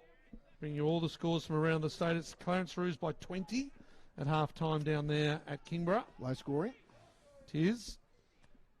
Can't take the mark. Jordan Lane. Jake Smith tried to take him on. Just got the handball. Comes Kingborough's side of the ground. Kick forward there by Luke Graham. They just can't get it over the top. They fumble. Look out. This could be alarm bells if it gets out the other way. Here's Alec Wright. Up, down. Gillow. They got plenty of time. That's a sneaky little kick. Could have gone by hand but kicked it. Jake Smith to Seymour. There's just no pressure on the way out now from Kingborough. Hines. 1-2. Bites the cherry. Takes the mark 70 from goal. He's going to go on the left. He's going to switch it. And he finds on the other side the defender in Boyd. So Jacob Boyd. He goes by hand to Thurlow. 45. It's a training drill. And he kicks it. Well, ladies and gentlemen, this is a qualifying final. And Launceston are doing as they please with the football. It starts at half-back with the likes of Alec Wright, Jake Smith on the wing, Bailey Gillow. They get it, they turn, they go. And that's finished off by Thurlow. Yeah, 10-7, 67 to 4-3-27. As I mentioned, Mitch Thorpe just gave me a signal. Gillow's had 11 for the quarter. And I tell you what, geez, they've given him more midfield time. He played Devils footy last year, Max Bailey Gillow. He uses the ball well. And now it's just starting to really show this year. This is a final, and he's coming to party in the second quarter. He certainly has. Speaking of Devils footy, Leak. Mackie, you're all over these kids. Is he eligible again next year? Yeah, he is. Yeah, my word. He did the whole pre-season. He's a very good, talented cricketer, James Leake. Yep. Playing A grade with South Launceston, opens the bowling for them and bats quite well. And just thought at the time that maybe that was the go, but he's really enjoyed his football season. Made his TSL debut, played some great footy for St Patrick's College, so he'll definitely be in the Devils mix next year. From the middle, Seymour now gets a kick sideways. At the full, the ball is Riley. Handballs to Blackberry. On 50, spearing pass. He turns it over this time. Mark dropped there, though, by Godomski. He just trying to recover. Has support from Griggs. Not a great handball. Griggs taps it on to advantage. They'll get out of it now through Cooper Sorty, who kicks up the wing. But Mark, it's going to come back to Zach Morris. Plays on straight away. Riley takes it.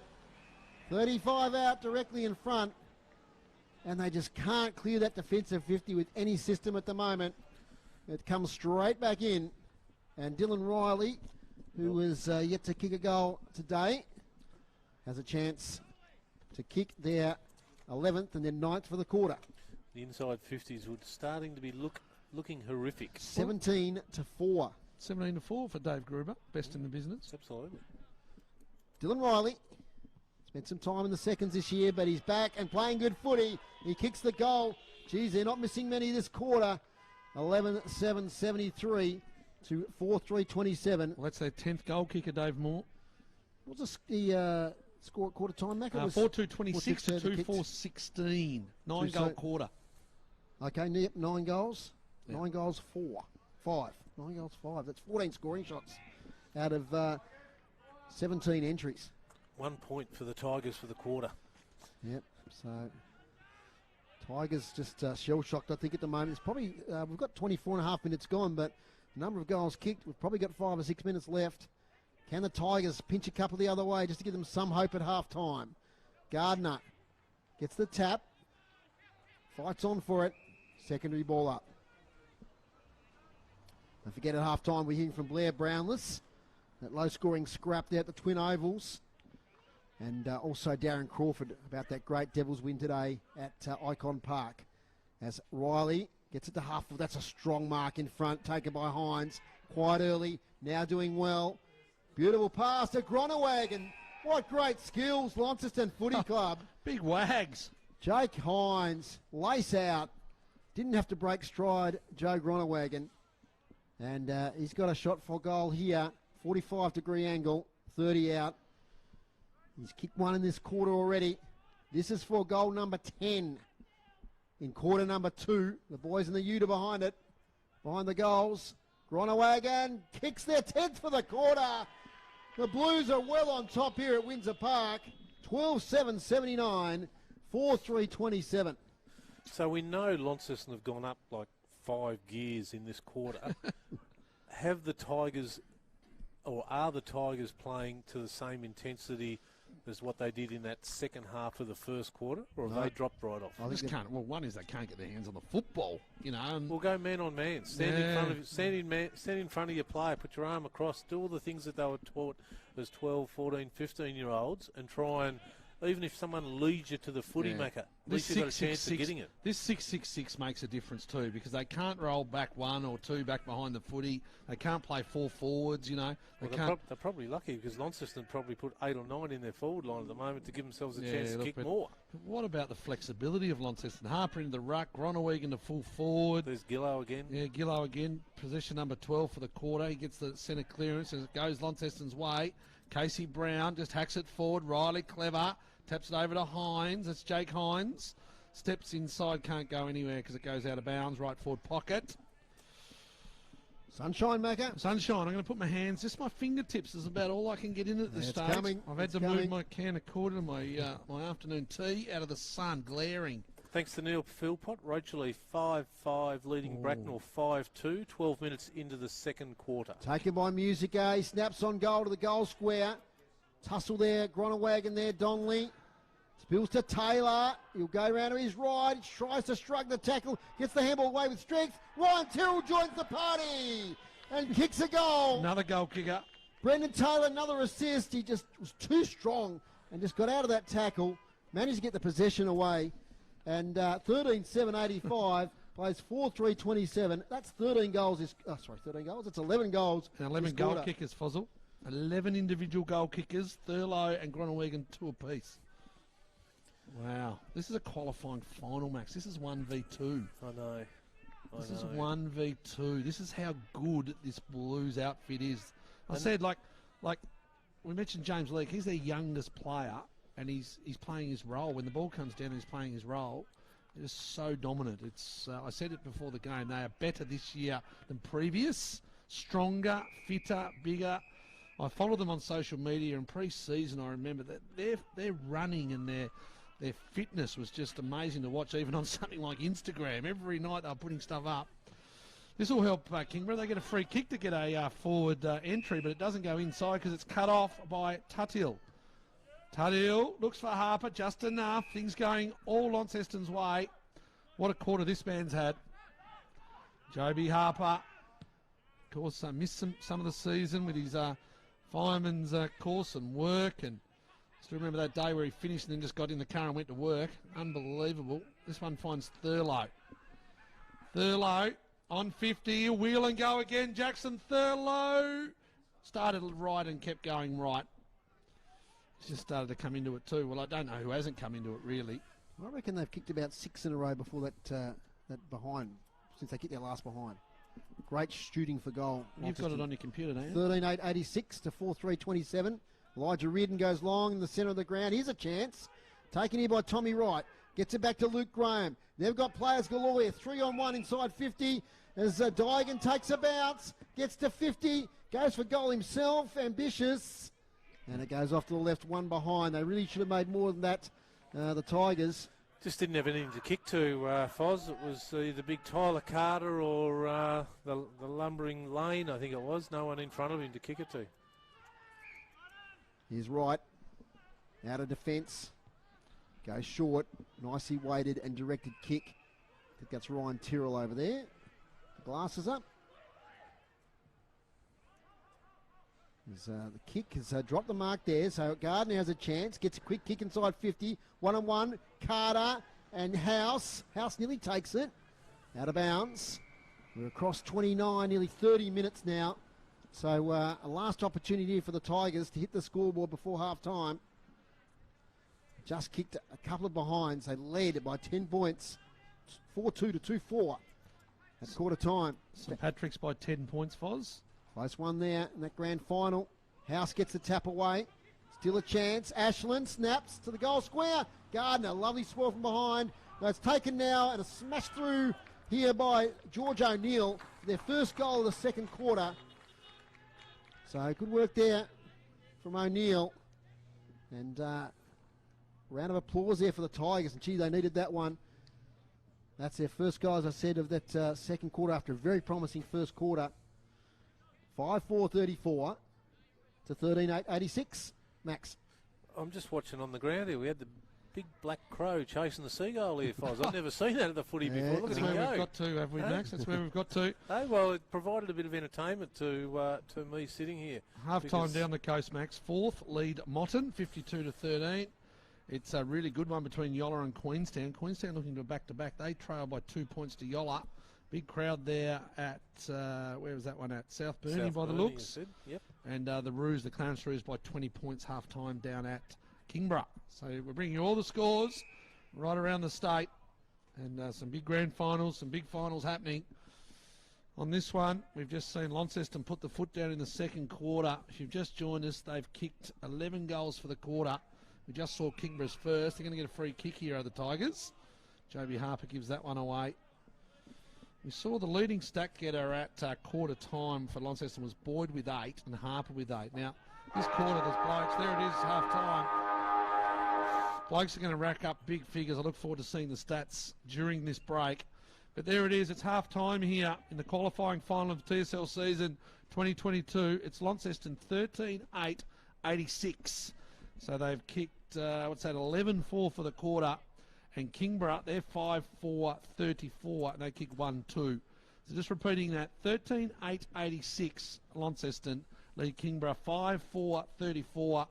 There's 11 goal kickers for Launceston. Give me time, Fozzle. Thurlow with 2, Gronewegan with 2, and singles to Blackberry, Musica, Harper, Tyrrell, Riley, Taylor, Jake Smith, Zach Morris, Brodie Polframan. So the leading, or the second runner-up in the goal kicking in the comp, Jake Hines, we haven't even seen him hit the scoreboard yet. For Kingborough, it's all singles for them as well. Clifford, O'Neill, Graham, Tom Wright, and Tyler Carter. Half-time, it's 13-8-86 to Kingborough 5-4-34. Now, we might get back to the studio quickly because we've got a lot to get up to at half-time. We've got Blair Brownless coming on to talk about Clarence versus Lauderdale. And also we've got Darren Crawford to talk about the Tigers game as well. So we'll take a short break. When we come back, hopefully Blair Brownless will be on the line to talk about the elimination final. We all love Launceston City Park Radio, your local radio station. If you support City Park Radio through a membership in 2022, Elgas would like to say thank you. And as a way of saying thanks, we'll take $10 off your next LPG delivery. That's right, if you have an account with Elgas, your next LPG delivery will receive $10 off if you have a 2022 membership of Launceston City Park Radio. From the smallest domestic to the largest commercial, phone your local LPG experts on 131 161 for full details. Terms and conditions apply. Elgas is a sponsor of City Park Radio. Do you or someone you love need a helping hand at home? Get the immediate home care help you need through Community Care Tasmania's Dial an Angel service. Help can be arranged for just a few hours or longer. Now you can buy Dial an Angel gift vouchers, the perfect gift for a loved one. Visit our website cct.org.au. Dial an Angel care services delivered by people you can trust. Ring Dial an Angel now on 1300 722 400 or 6334 0990 or visit cct.org.au. At Community Care Tasmania, we put your care first. A sponsor of City Park Radio. This sports broadcast is brought to you by Elgas. For all your LPG needs, talk to the locals with knowledge. Elgas, call 13 11 61, a sponsor of City Park Radio. Welcome back to Windsor Park at half-time. It's 13-8-86 to Launceston at Kingborough 5-4-34. And we just got our correspondent on the line now who's been at the Twin Ovals, a neutral venue this afternoon, for this game between Clarence and Lauderdale. And Blair Brownless, I think we've got on the line there. Blair, what's the game been like down there at the Twin Ovals? Yes, g'day Dave. Yeah, low scoring affair here in perfect conditions at Twin Ovals, and at half time Clarence have a 20-point lead, 4-7-31 to Lauderdale 1-5-11. So in perfect conditions, both teams really struggling to hit the scoreboard here, Dave. Well, Blair, it's an interesting game. Colin Garland, now we know that he's the leading goal kicker in the TSL. How's it been going in that first half? Yeah, Colin Garland looked very dangerous, actually. Geez, he's moving around well. This is the best I've seen him move around the field for a very long time. He's kicked 2, and he's looked very dangerous in a low-scoring game, as I said, because he only kicked 4 goals for the whole game. So I think that the big plan, I went in at half-time to see the Clarence coach in action, and the big plan was to isolate him forward, get it to him, but he's looked very dangerous, but most importantly, geez, he's moving around well, and I've got no doubt that he'll play again next year. He's moving very freely. And look, we don't know a lot of the names up here of the Clarence players, but I spoke of the types of like Jack Preshaw and Baxter Norton and these sort of players. They've got a powerful midfield, the Roos, haven't they? Yeah, exactly right. They've got Sam Green in the ruck, who's an undersized ruckman, but very agile around the ground. Does a lot of gets a lot of possession around the ground. So, but the midfield, Baxter Norton, silky left footer, very good player, and as you said, Jack Preshaw's had a terrific season as a hard-working midfielder. So they've built that a solid midfield there. They've got some key backs.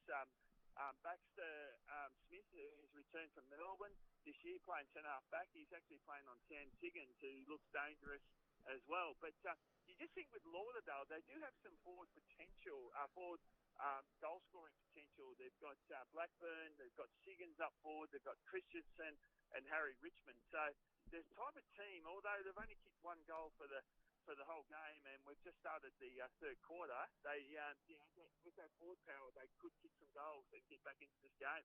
Have you seen the midfield battles, Blair, and between the Roos and the Bombers?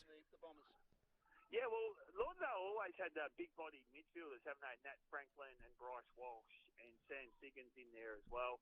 If he's not rucking, he goes in as a ruck rover as well. So, they've got some big-bodied midfielders. But on the bigger ground here in perfect conditions, they haven't been able to get that spread with the likes of Preshaw and Norton that we talked about before. So I think the Clarence midfield is certainly on top. The back line's on top. So I think that, signs are looking good for Clarence. And I see the score up there. The Launceston moved away from the Tigers. So it'll be very interesting next week because it looks like, it will be Clarence get over the top of Lauderdale here, and then they'll take on the Tigers at this very venue. And, of course, there's a possibility if Clarence get right through to the grand final, Blair, that those Tassie Devils players such as McCullum, Callanan, Owen, etc. might get a grand final appearance. Yeah, geez, I'll tell you what, it'll be very tight at selection day if that happens, because Callanan had a terrific game today in the Devils. He's a very good player at the bottom major. And as you said, Tommy McCullum too, to come back into this team and work their way back into this team with Cam Owen as well. So, selection headaches, it's always a good problem to have with those extra players coming back into the lineup. So, very interesting, isn't it, what could happen there. Now, Blair, for our southern listeners, you've been keeping an eye on the Dosa versus Hutchins score. I actually haven't been. I'm actually about to sneak out of this game. I thought you might. Towards that one to see, the second half of that. And I haven't been tracking scores at this stage, but that'll be a cracker as well. Hutchins, they've got some firepower in their team. They've got George Burberry, of course, that the listeners might know played for the Geelong Football Club, some games there, and also Marcus Davies that played at Carlton a few years ago. So they've got some ex-AFL players lining up for Hutchins. And Dosa, the team that I've been involved with previously as well, they've got some firepower as well. With Noah Holmes, the former Clarence Gilbert Young college star forward, he's fronting up and kicking goals for Dosa as well. So I go head out and have a look at that game right now, Dave, at beautiful North Hobart Oval. Fantastic, Blair. We'll let you go because we've got to catch up with Darren Crawford, one of the assistant coaches at Devils, to talk about their great win today. So thanks for joining us today, Blair, and I think those Clarence Roos might do the job for you. Yeah, great calling, and I have a theory how to beat Launceston. You're only going to beat Launceston in one game, so you might as well make it the grand final. That's my theory this year. Good on you, Blair. Thanks for joining us here on City Park Radio. Thanks, Dave. Thanks, Blair. We'll take a short break, and when we come back, we'll hear from Darren Crawford, who's the assistant coach of the Tasmanian Devils. We got it all here at Invermain News Agency, so come on in. After your ticket to freedom, maybe some gifts for the missus, or even just bits and bobs to get you through the daily grind. Come on in, we're open Monday, Tuesday, Wednesday, Thursday, Friday, Saturday and Sunday. I'm Mr. Lyle, and we've got it all. Remember, Invermain News Agency is open for you when the others aren't. Open just about all hours. Invermain News Agency, opposite UTAS Stadium, with free parking at the door. Buy it, gift it, wrap it, post it. Lovely jubbly. A proud sponsor of City Park Radio. Thursday, September 8 is Are You OK Day, a reminder that every day is the day to check in with your friends, family and colleagues and ask, are you OK? Research has shown 4 out of 10 Australians hold back because they feel it's a conversation for an expert. But you've got what it takes to support your loved ones by simply listening and showing that you care. No qualifications needed. Find out how you can get involved at areyouok.org.au. A conversation could change your life. You're listening to great TSL action, Tasmanian State League football on City Park Radio. Welcome back to Windsor Park. Half-time here. It's Launceston 13-8-86, leading Kingborough 5-4-34. Great game today at Princes Park, Icon Park, I think it's called now, between the Tasmanian Devils and Bendigo. Tasmania 13-16-94, Bendigo 9-15-69. And at the game today, assistant coach Darren Crawford. Darren, congratulations. What a great win for the Tasmanian Devils. Yeah, thanks, mate. Thanks for having me. It was a terrific performance by the boys. Didn't start overly well, but we got our system and our brand up and going in the second quarter, and from there it was almost one-way traffic. So it was a terrific performance, and really thrilled to be through to a preliminary final. Well, as you said, Bendigo started with 6 behinds and probably had the better of the first quarter. What turned the game around for you? I think just the boys hadn't really played. We haven't played for 3 weeks, just with the rostering and how it's sort of set up. So probably just didn't really start that well. The boys sort of had missed a couple of opportunities, and their pressure around the ball was phenomenal. So we rectified a couple of things and got our game back sort of in our way, that we were able to just manoeuvre the ball from half back and get our transition game going really well, and we're able to hit the scoreboard. Got a Matthew McGee with me here, Darren, so he's got a couple of questions for you. G'day, Crawf. Well done today. How you going, mate? You well? Yeah, going thanks, well. mate. Thanks for having me. You talk about that ball movement off half back, and you've been involved in programs either playing or coaching for a lot of years. Tell me where you see Lockie Cowan fitting in to the talent that you've seen across the years, because 26 touches today, lots of movement from the half back line, 12 rebound 50s in fact. Where do you see him lining up with the talent you've seen over the years? Mate, he's as good a talent as I've seen, and that's pretty high praise. I went through with obviously the likes of Grant Birchall and players of that ilk, and he's as good a player that I've come across. He's really diligent with his preparation. His knowledge of the game is outstanding, and his application to want to get better and improve each day is second to none. So, I think he'll have a long career at AFL level, no doubt. I'm expecting him to go in the first round. I'd be very surprised if he didn't. His ability to kick the ball is first class, and he's going to be a terrific player moving forward for some AFL club, I'd assume. And you look after the Northern squad boys as much. Tell us about Brandon Leary, a boy that's playing as an overager but hasn't really come through talent pathways. We saw him take the TSL by storm last year with lots of goals. 4 goals 3 today from Brandon Leary, a really good return for someone who's on the cusp of that AFL career.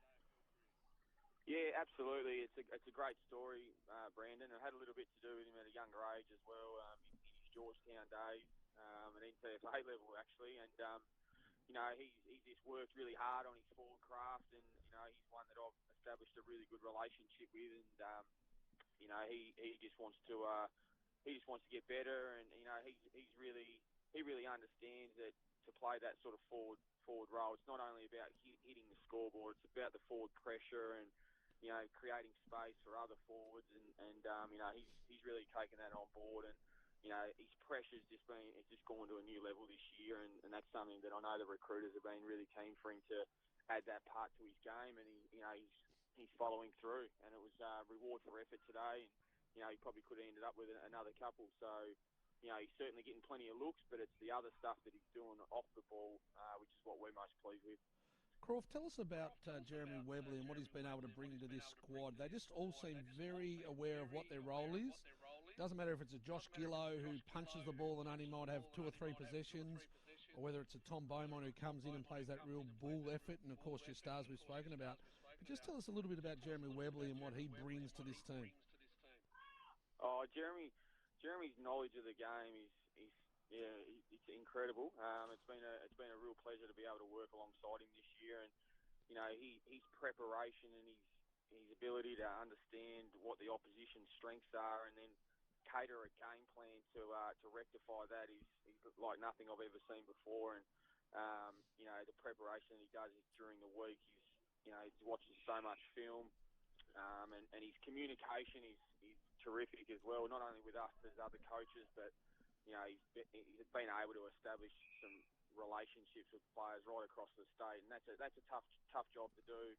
When you're based out of Hobart and you've got your 3 regions. So his early days was around making sure that he was up the northwest coast and also up the north as well, and getting that right first, and then executing a game plan each week that you need to change, because you're coming across different game plans and get different talent each week in this NAB league, and it's a full credit to him and also his other coaches that he's got on board.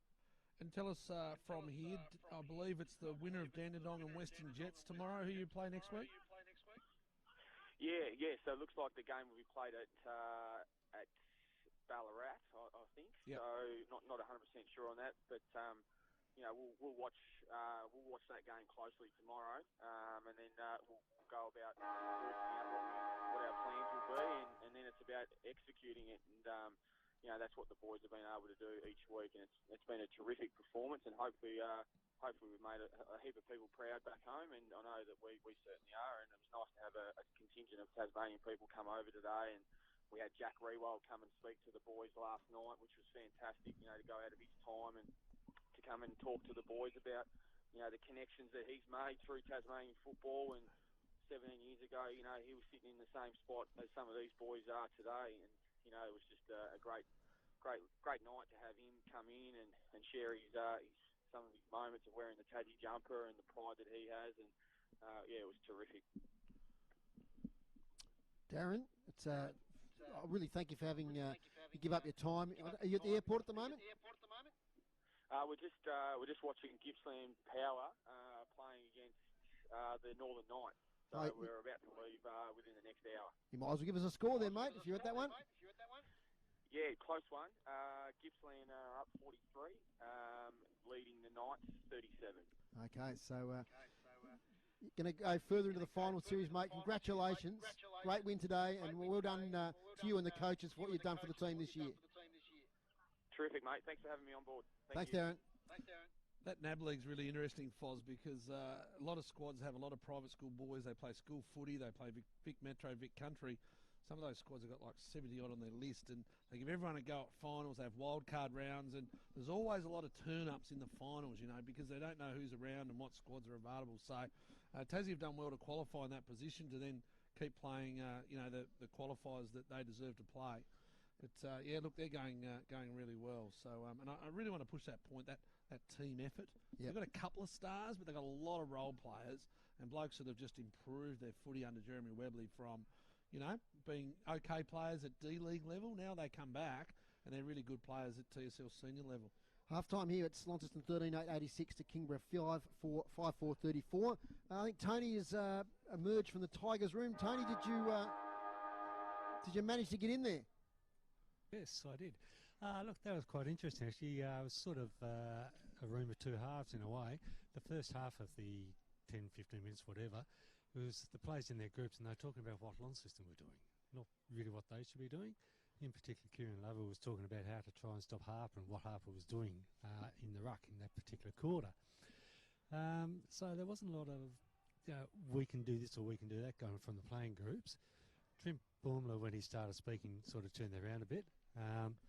He essentially sort of said one of the things we really got to do is when Harper's in the ruck, you sort of got to just put the body in on him and stay down and treat yourself more like a on-baller, which is essentially what Harper's been doing. They said there's no use trying to sort of out-muscle him and go over the top of him because that's really what he wants. He's just sort of sitting under you, and if you get the tap, he gets the ball, which he did do about 3 or 4 times. He also said, basically, we can't do anything about that quarter. In any sort of fight, you have a counter punch. That was theirs. It's now time for us. If we can get back to doing what we did in the first quarter, we can just sort of start to bite this back. He said, it doesn't matter if they get the first goal. We've still got an hour of football to go, and we just got to try and get back into it, show a bit more composure around the ball, use it a fair bit better. He was pretty positive about it, but yeah, it's a bit hard to see, really. No worries, Tony. I don't think there's been any major injury worries through the team. No, not really. Jordan Lane was sort of holding his knee at one stage, but he's okay. And Marcus Gardner in the first quarter had a little bit of a cut across his eyebrow, but that's been it. Thanks, Tony. We better get through some stats before we resume play. Yeah, well, no wonder they were talking about JB Harper in the Kingborough rooms. That quarter he had 11 disposals. So for the half he's had 19 disposals, 12 kicks and 7 handballs. He's had 13 hit-outs, 7 clearances, 3 tackles, 5 contested possessions and 1 goal, 7 points. So pretty good effort from him. We mentioned Bailey Gillow that quarter. He had 12. Fletcher Seymour had 10. So it was just a matter of getting their hands on the ball. We also mentioned about Kieran Lovell before the game and how they always take the stats. He's only had 7 to half time. That's certainly down on his average. Second half underway here at Windsor Park. Here's Matthew McGee for City Park Radio Sport. Gronewegan back into the ruck and Harper does the roving, so they're playing that role well there, those two. Gronewegan went forward in the second quarter and kicked to himself. Seymour to Gillow by hand. It looks good. To Harper. Back to Tuddill. Just misses Gillow, but he's got enough time to swing back on that left. 12 touches second quarter we mentioned. And that's not a great kick. The forwards weren't there and it's taken on half back by Godomski. Godomski swings it wide to Clifford. They go via the far side of the ground here to us as the sun just streams in. Max Walker's had to put the hat on. It's that hot. Here it goes to Clifford. Clifford turnover. In fact, it was turnover that bad he was able to go back and get his own ball. Now comes out clean. Up the forward line, here's Thurlow. He sits, he looks for the one over the back. The umpire's called it. He spotted one. Interesting. The non-officiating. It's going to be a free kick to Thurlow from outside 50. In front of the change rooms here. Goes over the top and finds Jake Hines by foot. Right in front of the Windsor Park Centre. Here, the Launceston club rooms. Yes, Fozzle. It's tightening up at Twin Ovals. It's Clarence 31, Lauderdale now 22. They've kicked the first goal of the second half. Their Brownless is pretty cock-a-hoot, the old Clarence Roo. See how they go there. Lauderdale will keep coming with that experience that they have. Here's Hines. Hasn't kicked one yet. They've had 11 goal kickers, and he's not one of them. 58 for the season. Can it be 59? It looks pretty good. Is it there? It is! Well, it just got there, and there's his first one for the day, and it's a ripper. Great set shot goal, Jake Hines. Max Walker. Well, I'm glad I bit my tongue because Thurlow just did that little chip kick over to Hines, probably 40, 45 metres out. I was about to say, very difficult shot for a left footer, especially deep in that pocket on the wrong side for him. As soon as it came off his boot, nearly had the hand up, which he likes, celebrating Jake Hines. He got that finger up and was doing the twist with it. And, he knew it never looked like missing. Macca, NTFA Division 1 Grand Final? I can't see because of the sun now. St Patrick's 50, lead Scotch 30, so 20 points there. And as you mentioned, Clarence 31, Lauderdale 22. Okay, so close battle at Twin Ovals. Launceston getting that first goal the second half here. We'll get back to you in a second, Macca, as Gronewegan takes it. Kicks it inside, attacking 50. Thurlow can't quite take the mark. Under pressure from Donnelly. He gets up. He tunnel balls it underneath himself. Taken by Godomski. Handball sideways. Here's Clifford getting through traffic. The skipper's kick's not great. It'll get the boundary line. Won't be deliberate. You're being kind to him there. It's terrible. Yolla 85. Queenstown 72. We got the half-time score there down the coast too. It was Wynyard by 4 goals against Burnie in their preliminary final. And fourth looks as though they're going to go to a premiership for those guys down there against Modern. Modern Preston, yes. Big league down there, the NWFA, as Gardner drags it back in. Dangerous. Umpire says, give it to me. And the right half forward. The sunshine here at Windsor Park. Just a score update at Georgetown. Rachel Lee, half-time 5-9, leading Bracknell 5-3. That's a beauty. And a couple of goal breeze apparently to the Launceston end. And Bracknell will be kicking with that breeze in the third quarter. Bailey Gillow takes it. He's tackled. Good tackle, Wade. 20 out from goal. And in fact, that tackle will be rewarded. We come back to Eddie Cole, one of the best tacklers in the business. He goes now towards Dygan. Sam Dygan, spent a few weeks out of the team. Short kick to Cole. A little bit of tempo footy. The switch on, not great. Taken now by Thurlow. He's kicked two already. Chip kick, unselfish. Jake Hines, who kicked no goals in the first half, and is a chance now to kick his second in the first 5 minutes of this third quarter. Yeah, you go, Max. The Tigers just need to take a bit of a risk, a bit of run and carry, because all they're doing is just chipping the ball around. Just try and take some grass and gain 15, 20 metres, get the ball out the back like they did with success in that second half of the first quarter. Jake Hines, who I've got another theory on what they should do. I'll tell you in a minute. Second in the goal kicking for the year, and he's kicked his 60th goal for the year, and he's second here this afternoon. And they're going further away now, 15-8-98 to 5-4-34. You know what Trent Bulmer should do? Swap them over. He should get his four best players, his most important players, and he should sit them on the bench. And he goes, right, I'm going to turn the television on. I'm going to watch the second half of Clarence and Lauderdale. Because there's no issue about percentage. There's a bit of pride and whatever, but God, get Kieran Lovell off. He's obviously coming back from injury. You don't want him to get injured again. You take your ruckman off. You take Reardon off, one of your forwards off, and you say, right, let's start thinking about next week, because it doesn't really matter, Max, what they do from here. It's called tanking, Macca. But they're not tanking, mate. There's no picks on the line or anything like that. They got to win next week. True. I'll tell you what, Harper comes through there tough. He gives Lovell one straight up the sternum. All fair, but it was a tough hit, and Lovell still in the centre square. Reardon, tackled by Riley. Of course, Launceston will have a week off, and they'll sit back and they'll recover. Hines stretches. Oh, it's a right foot. If this bounces on, it's right. It's a goal. Oh, it's touched on the line. It bounced the right way too. Jake Hines, that would have brought the house down here at Windsor Park. And they go along 15-9-99. They've cleared out now well and truly 5-4-34 to Kingborough. Lucky Clifford, the skipper's got it. 30 out from goal. He goes sideways. Finds College. Max College. Kicks to the wing. Taken there by Salter. Little kick forward. Getting there is Tyler Carter. He's met by two opponents.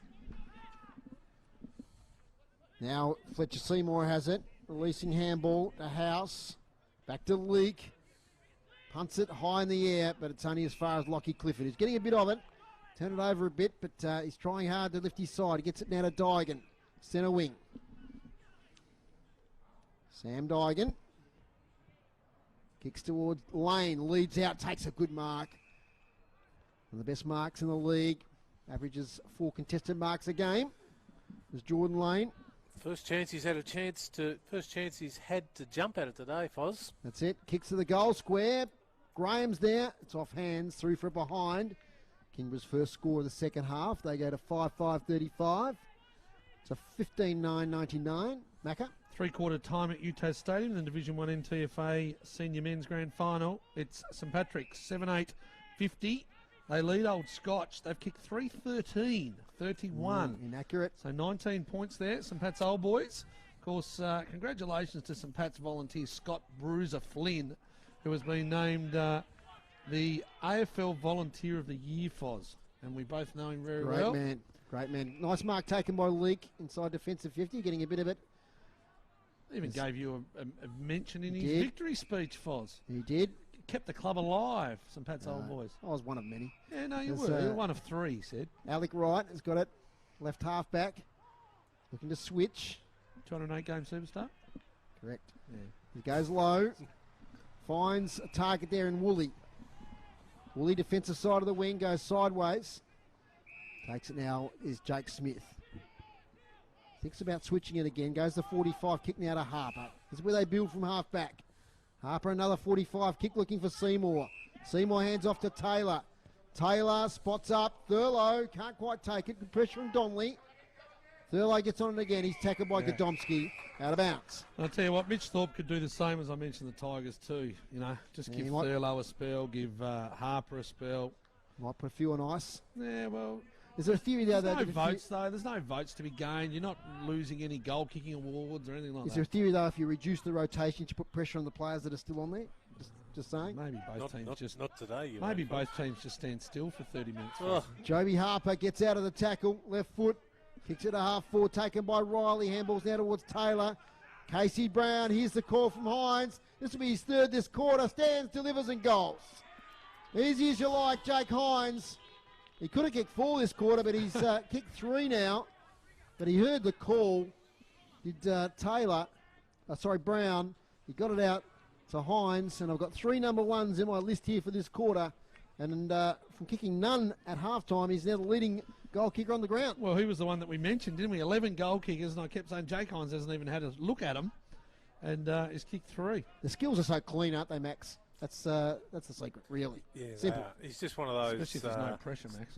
Well, yeah, and there was a little bit of pressure on him when he kicked that, but the part I want to raise there, just before that, the kick from Harper, they ran into him, George O'Neill and Tyler Wright, right here in front of us. They ran into him front on. Harper stood his ground. The other two just laid on their back. From the middle, we'll get a score from Twin Ovals at the next stoppage, which is now. Macca, what do we got there? I'll get it for you, Fozzle.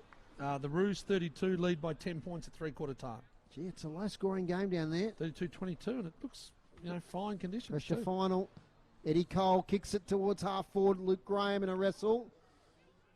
Comes back to right. Cross half back. Weaves through. Handball to Jaden Hines. Quite achiever of this team. Kicks to the wing. Riley Ashton front position. Over the back is Harper. Picks it up. Smacks it inside attacking 50. Hines nearly another mark. Fights on. Donnelly will get there first. Tries to pick it up. Lays the tackle. Does Ben Donnelly. Out it comes. Towards Seymour. Seymour tackled. Here's Reardon showing a bit of run. That's what they need. He's kicky looking for Lane. Gets it on the bounce. The boundary line beats him though. Out of bounds. I reckon they've gone too wide on so many occasions today. Like their kicks, they've either gone out of bounds on the full or not given the guy leading up an opportunity to get it because one bounce and it's over. Yeah, I reckon that's probably happened 6 or 8 times this game for the Tigers. Boundary throw in. Graham wins the tap. Comes out to Ashland. Swings it round the corner. Inside 50 here, perhaps for Kingborough, as Lane drops the mark on this occasion. Comes out the back. He picks it up again, the big fella. He's working hard, but it's going to be a ball up, 60 out. Look, if you're the Kingborough coach, you go back and you show the boys that second half of the first quarter where they fought right back into the game, and the second quarter, the first quarter, and you show them that first quarter. Of course, second quarter was terrible, but you show them that second half of that first quarter, and you say, right, this is what we did well. We kicked 4 goals, we got the ball out, we took the game on, we hit targets, we got out the back. And that's one of the ways I think you can beat Launceston. I don't think you can beat Launceston kicking the ball high and long like this. Ben Donnelly kicks it high and long. No mark.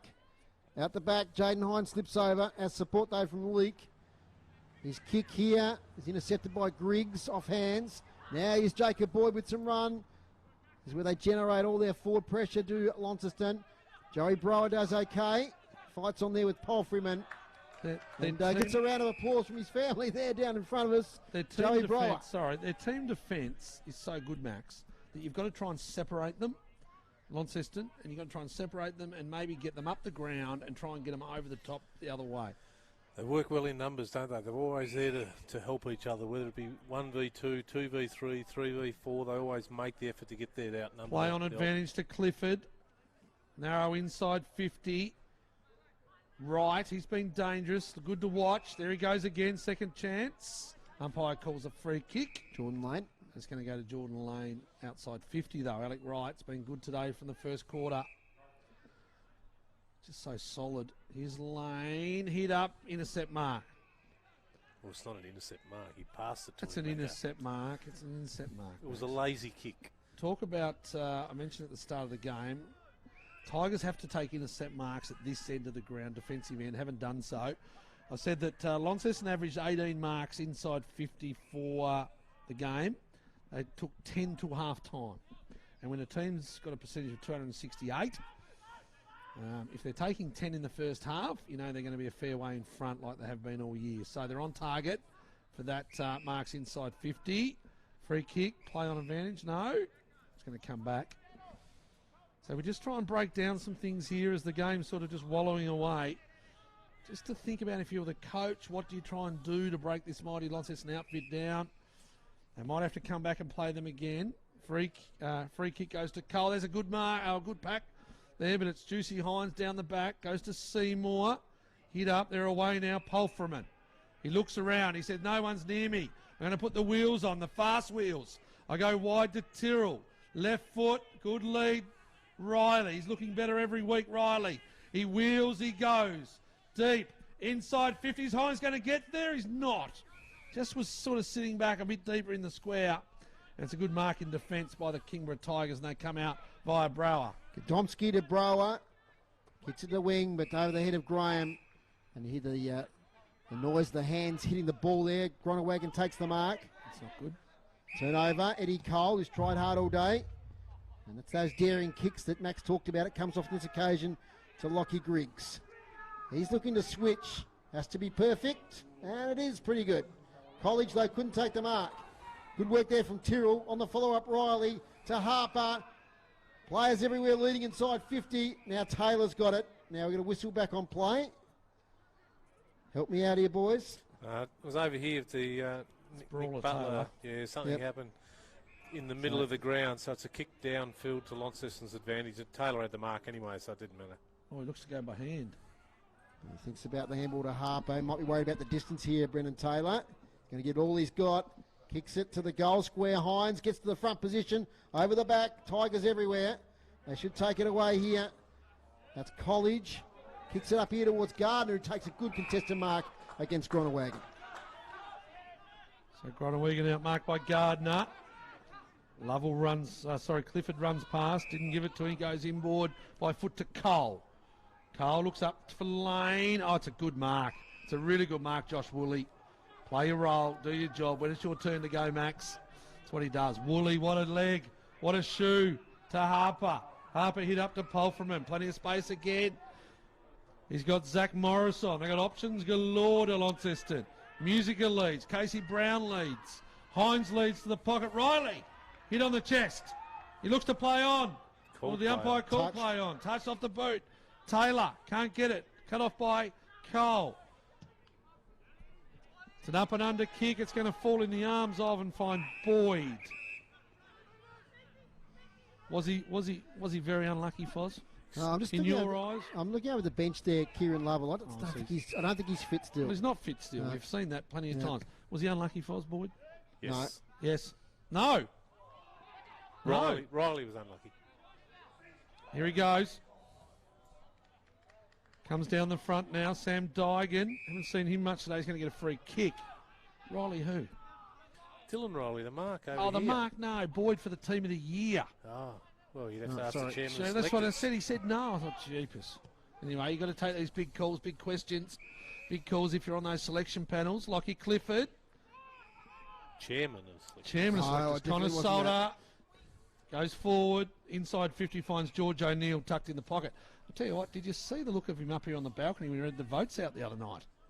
Unbelievable. Geez, it come off well, Foz. You'd be pleased with that? Thank you. New threads. Didn't know who the Arnie Schwarzenegger impersonator was in the back, though, just with the sunnies on and not speaking. He just sat there. The minder. Didn't you, Groobs? I heard you did. Couldn't you have given a little one vote, Groobs? Anyway, it was well done, Foz. You do a great job.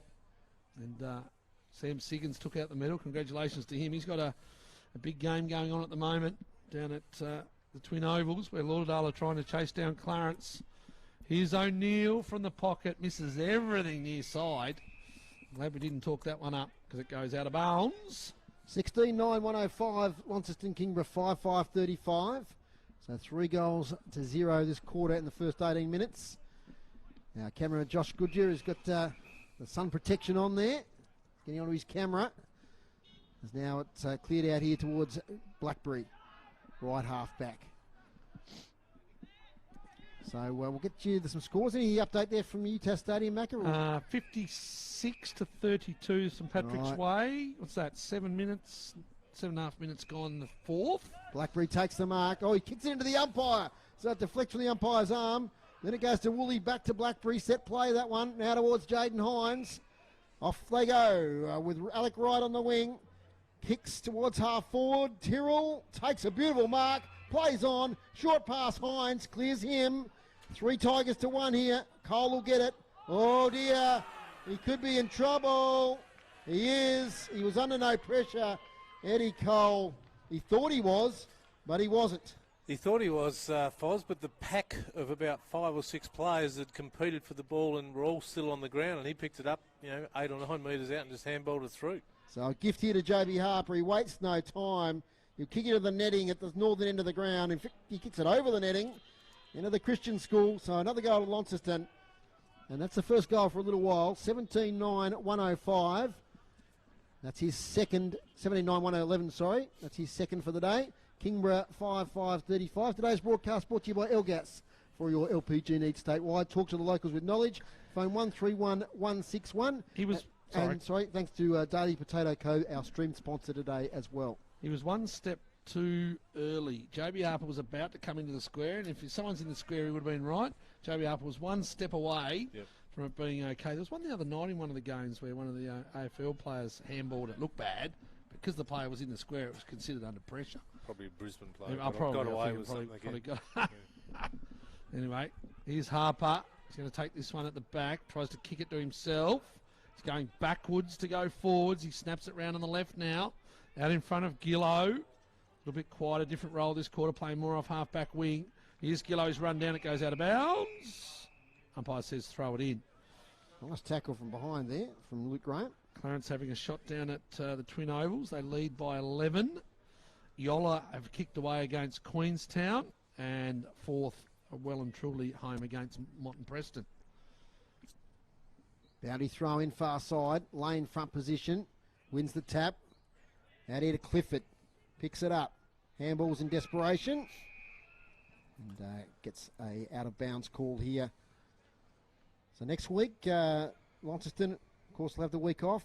And we'll be covering the NTFA. What are we doing, Foz? We're doing the NTFA Premier Division Grand Final from UTAS Stadium. Wow. And Max, as he said before, is it close at the moment between Rocherlea and Bracknell? The winner of that one will play Longford. Is Max able to be part of that commentary team with his associated bias towards the Tigers? He will. He's played with a number of clubs. Excuse me. So kick towards half little forward. chip.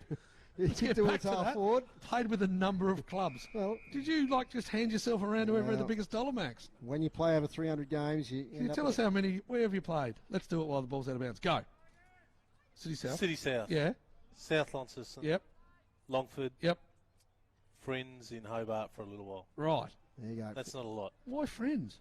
Well, I was living down there. Okay. Boundary throw in. Fair enough. Taken, or nearly taken by, that was Smith. He lays a tackle on Rees. There'll be another ball up. 17-9-1-11. Launceston, Kingborough 5-5-35. And we've been playing 22 minutes into the third quarter. So, yes, Macca, game... St Pats were trying to kick the sealer, but they've missed. Okay. 57-33 there. They're probably home by enough, but Old Scotch will keep coming. So, strong clash at half-back. Max College went in hard. Tackle laid there by Brower. Back out to College. Might have got a push in the back. Emerging though is Riley. Riley kicks inside 50. Bounce of the ball. Favours Tyrrell on his left foot. Bouncing. The wrong side. One behind. 17-10-1-12 Launceston. Kingborough 5-5-35. Launceston coaches will be pleased with Dylan Riley this quarter. He found a bit of the ball. He's moving well. He's got some confidence back in that knee. You'll love it at UTAS Stadium in a couple of weeks. Right. Taken here by Tyrrell. Kick's not great. Coming in as Cole. Can't capture it. On the follow-up, it's Seymour. Eludes Reardon. Here is Morris. Little sideways kick does well. It's just the regulation. Taken by Musica, who started the game brightly, but has been pretty quiet since the first quarter. And he's taken a mark. 45-degree angle, 40 out front of the Launceston club rooms. Whilst they haven't kicked a lot of goals this quarter compared to the second, they haven't lost any of the momentum, have they, Launceston? They've still got lots of run and carry, transition from one region to the next. It's, 17 inside 50 to 8 max, so therein lies that dominance. So here's Musica now. High kick, off to the left. A couple of opportunities missed there for the Blues. 17-11, 113 to 5-5-35. Matthew McGee. Elijah Reardon. This is where he just needs to run. There's no one on the mark. No, well, he has 19. It's 20 metres, isn't it now? Yeah. 10 plus your other 10. 15, so he can get 25 out. Yeah, Be kicking past the centre. Going to come back here. Free kick given after go. Yes, Fozzle. 4-10-34 Clarence. Lauderdale 2-10-22. 2-10, that's... So only 2 goals of difference, but in a low-scoring game that seems significant. Free kick to Gronewegan, the goal kicker in the second quarter. They fly, goes through Morris's hands. Here's Taylor on the deck. He weaves. It goes out of bounds near side, off hands. There's the sun now, Fozzle, right in our eyes. Beautiful, though. Yep, lovely. How good this time of year. Spring has hit. Finals are on. Of course, when we finish here today, you can switch over and listen to Collingwood and Geelong. Give Collingwood any chance, Max? Yeah, I do. Yeah, okay. I do. Yep. Geez, the Sydney Swans were good last night. My word. They were terrific. Here's Musica by hand to Hines. No, Harper, in fact. But he's missed anyway.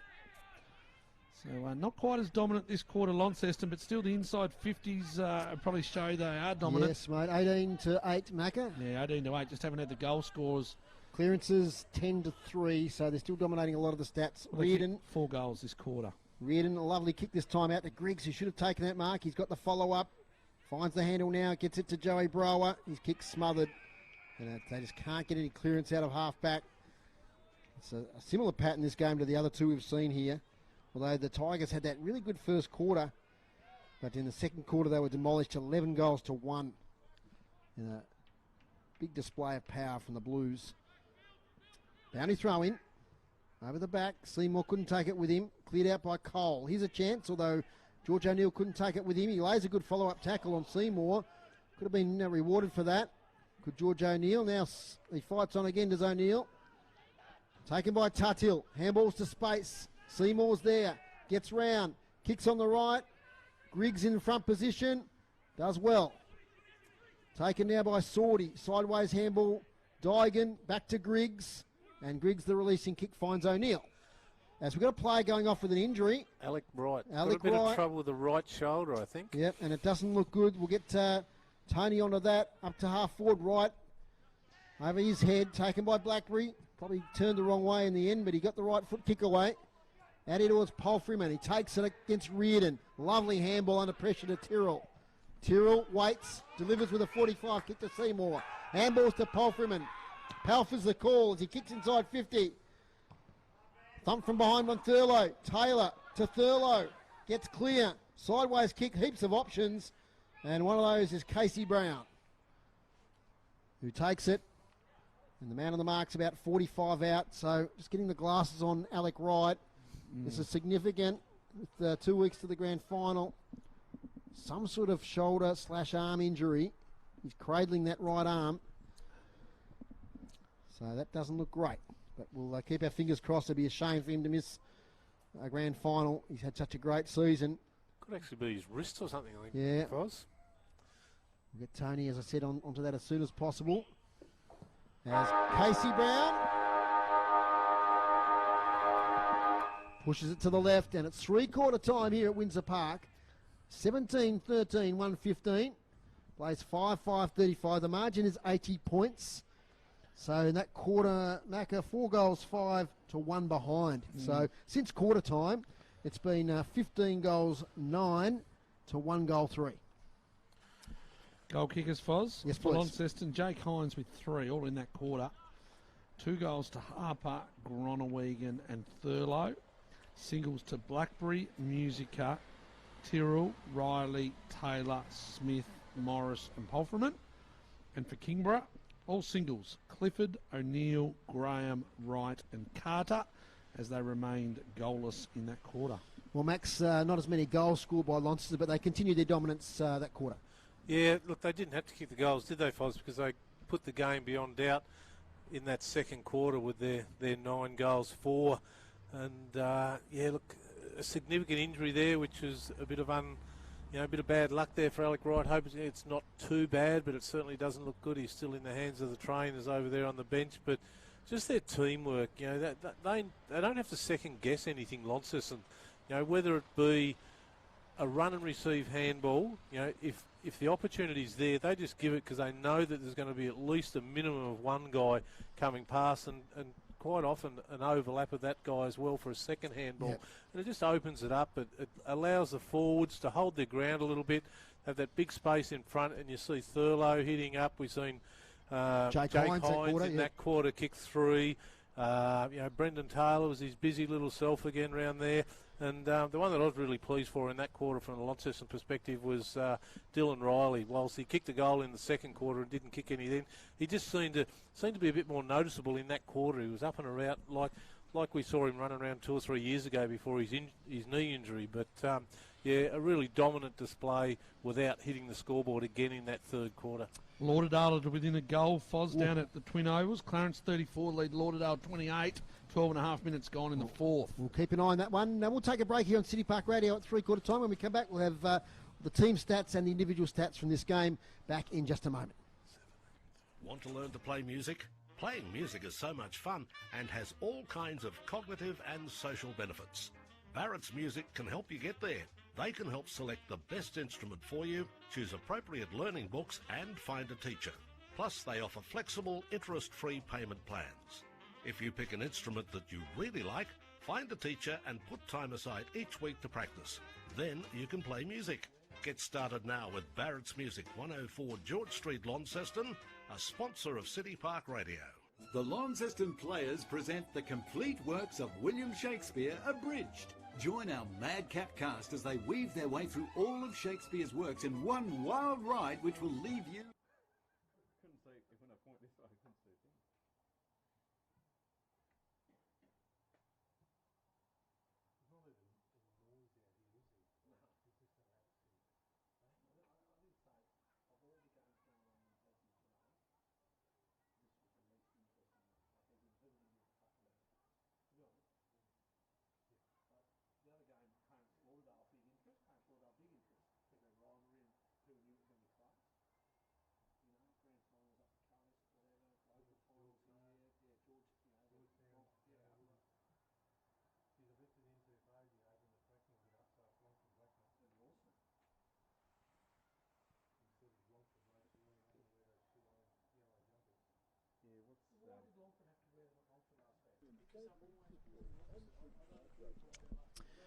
Welcome back to Windsor Park with City Park Radio 103.7 and 96.5 with Dave Moore, Matthew McGee, Michael Walker, Tony Webb on the boundary and Dave Gruber on stats.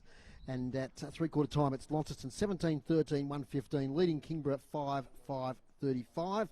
At Twin Ovals, a point to Clarence, and that's pretty significant when the scoreline is 4-11-35 for Clarence and 3-10-28 for Lauderdale. Team stats to 3/4 time. Hit-outs, Launceston 31 to Kingborough 26. Clearances 32, Launceston, Kingborough 19. 10-4 in that quarter. Inside 50s, 20 entries that quarter for Launceston to 9 for Kingborough. And they've doubled their opponents over the day, have the Blues 51 to 26. Marks inside 50, 16-4. And free kicks, 17 to Kingborough, 16 to Launceston. Macca has the individual stats. Yeah, it's all Joby Harper. Another 11 that quarter for 30 for the game, 22 and 8. 13 hit-outs, 12 clearances, 10 contested possessions, and 2 goals, 2. That's a fair game, I'll give you the tip. Fletcher Seymour with 23, Boyd with 18, Gillow with 18 for that quarter. 10 contested possessions to Gillow, which is good for him, a boy his size, meaning getting in there. Brendan Taylor has had 13, including 8 contested. Yes, so it's all Joby Harper. That's a fair day out. Max, did you, multiple clubs you played at, as Fozzie Moore alluded us to that quarter, all of your football clubs, Max. That's a fair day, isn't it? 30 possessions with a quarter to go. it's a great day at any level, and at the elite level that he's playing at. It's more than fair, isn't it? Yeah, my word. And played a bit of ruck in that second quarter and really well, did change the game, he to be honest. started the momentum, didn't he, in that second quarter? No, he did. Better get down to Tony for a three-quarter time report, including on Alec Wright's injury. Yeah, Alex Wright's injury, he's done for the day, but that's more a precautionary thing. He popped his shoulder out. They've got it back in, but they're just going to rest him for the rest of the game just to be on the safe side. Mitch Thorpe's obviously fairly pleased with the way things have gone, but he wants them to run the game out.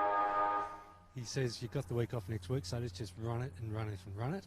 I was really pleased with JB Harper again, about 11 possessions for the quarter, and Dylan Riley just sort of made mention that it's been a hard road for Dylan this year, but he's hitting peak fitness at the right time of year, and he's running straight lines and putting a lot of body on opposition players. So just wants them to enjoy themselves for the quarter too.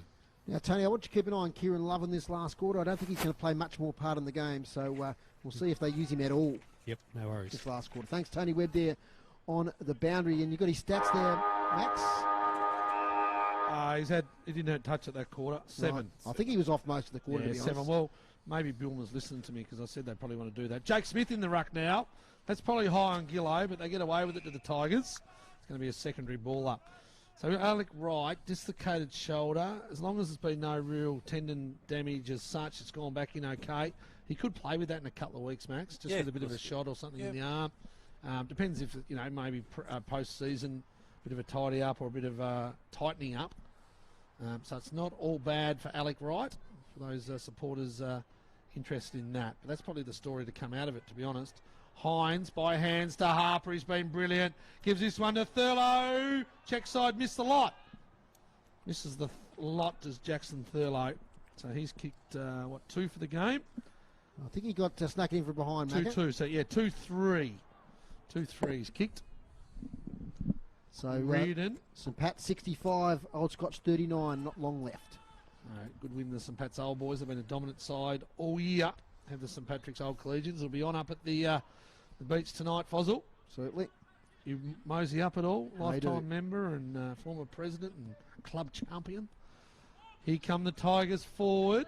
Can't get any further than half forward. Leak by hand, good. Gives it to Morris off half back. Goes to Jake Smith on centre wing. He's got Pulferman running over the back. He finds him. Doesn't quite. Just stuck the mid out, did Pulferman. Can't take it. The Tigers go back the other way. This time through Cole. Centre of the ground. That's an up and under kick if ever I've seen it. And it's going to go straight to House, who chipped in front of Josh Woolley. They swing it now to the outer wing. It goes via the Launceston player in Boyd. Can't quite see. Is that Taylor? It's Tyrrell. Tyrrell, is it? It is now. Left foot, I can see that.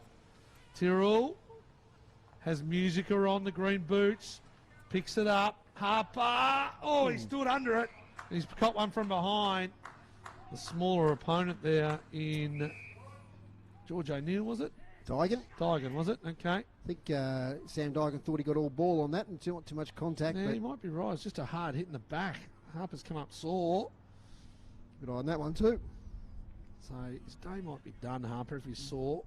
Kicks it in now. Who's on the lead? Thurlow. Tried to take on the chest, can't do so. Ball comes down the front. Tigers hold it up about 20 metres from Launceston's goal. For those of you that just joined us, it was a really good first quarter. Kingborough led by just under 2 goals, but then it was all Launceston. They kicked 11 goals for the quarter. Had 10 individual goal kickers for that quarter. Here's Blackberry on the left. The sneaky left misses near side. Through for a behind.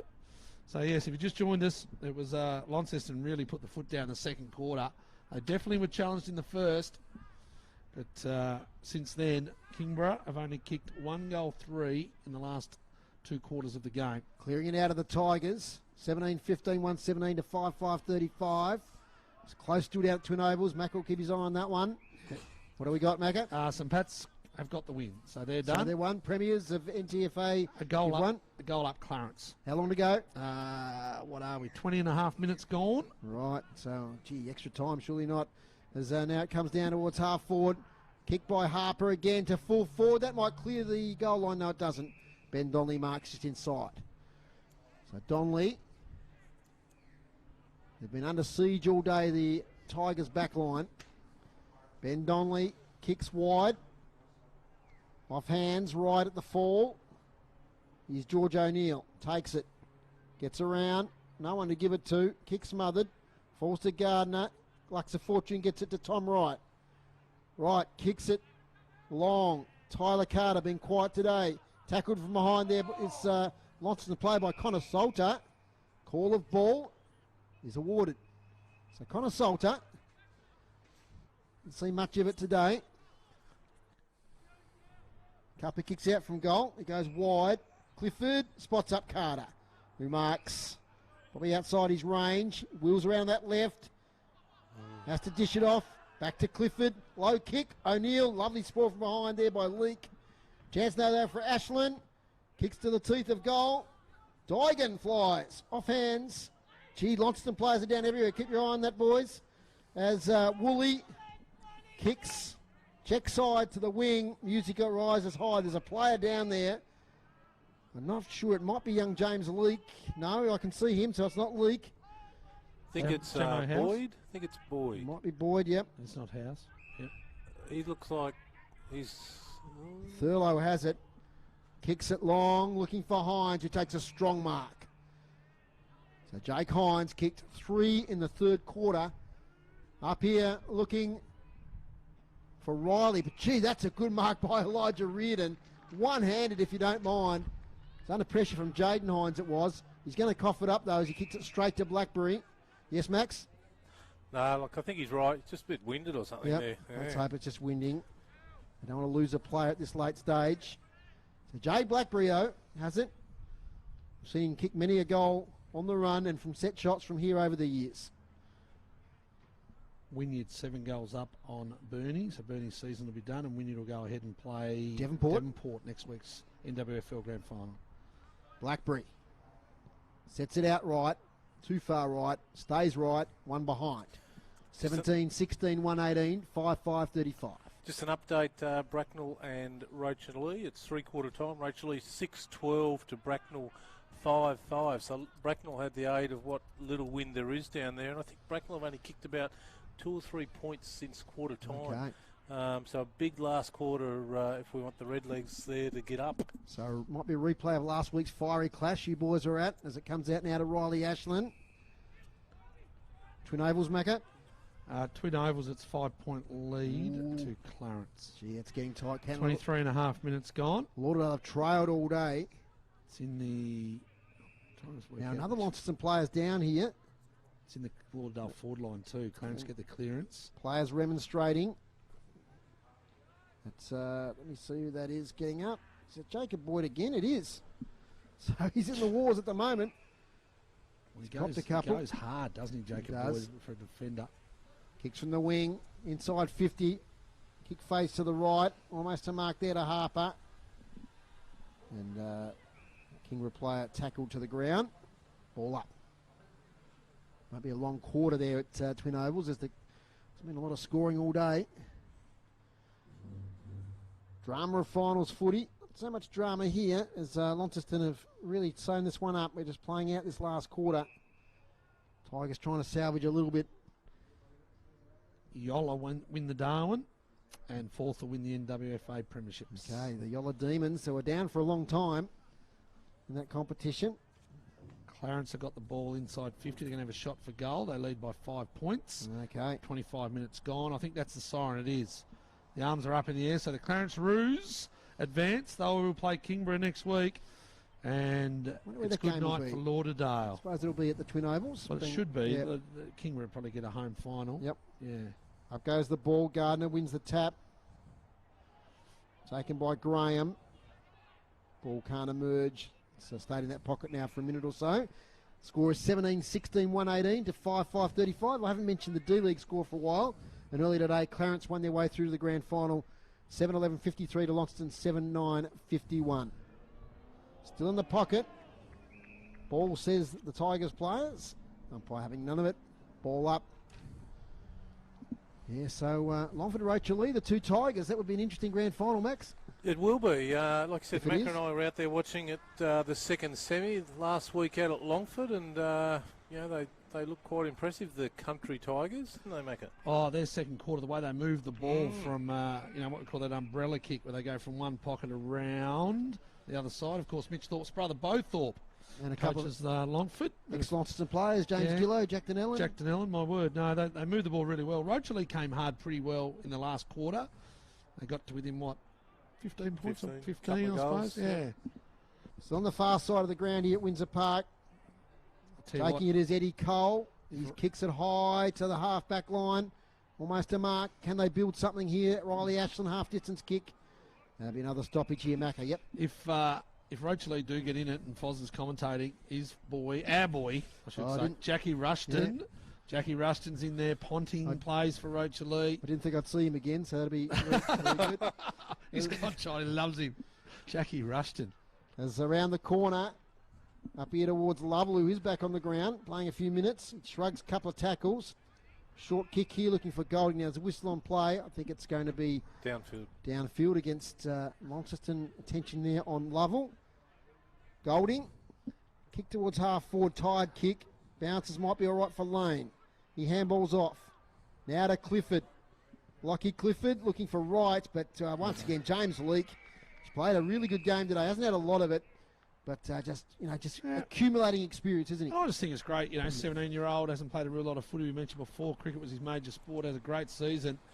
So athletic, and just plays as a defender at the moment. But when he gets up in it, he'll play more midfield, and even saw him kick some goals earlier in the season on debut, I think it was. So, it's always good to have someone young in your team, Max, isn't it? It gives the older blokes something to play for, and in particular, a bit of young, youthful experience. Someone who hasn't won a premiership, they'll be wanting that to happen. Absolutely, and he feeds off those guys as well. Just the advice and the experience, encouragement. My word, what he's gaining from it. So, he's a terrific kid, James Leake.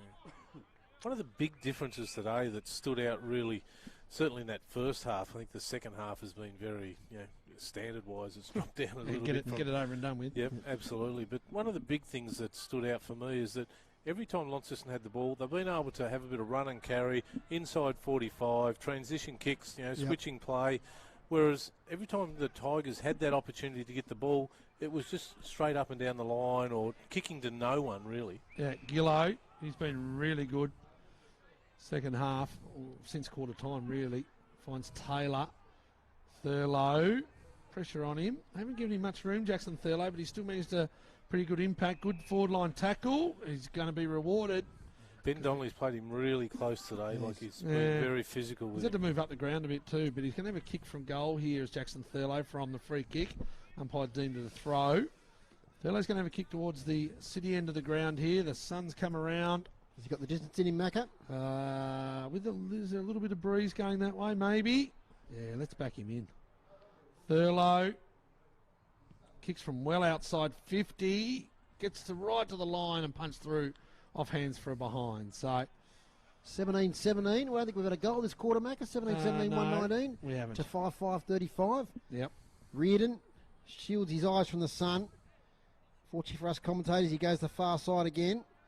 Almost a mark in front to Tyrrell. Binoculars getting a workout today. Riley Ashland's caught. And it's going to be a ball out. No, Ashland gets free. So D-League tomorrow, of course. North Launceston and North Hobart. And North Lonnie boys have got quite a few players with senior experience this year in their team.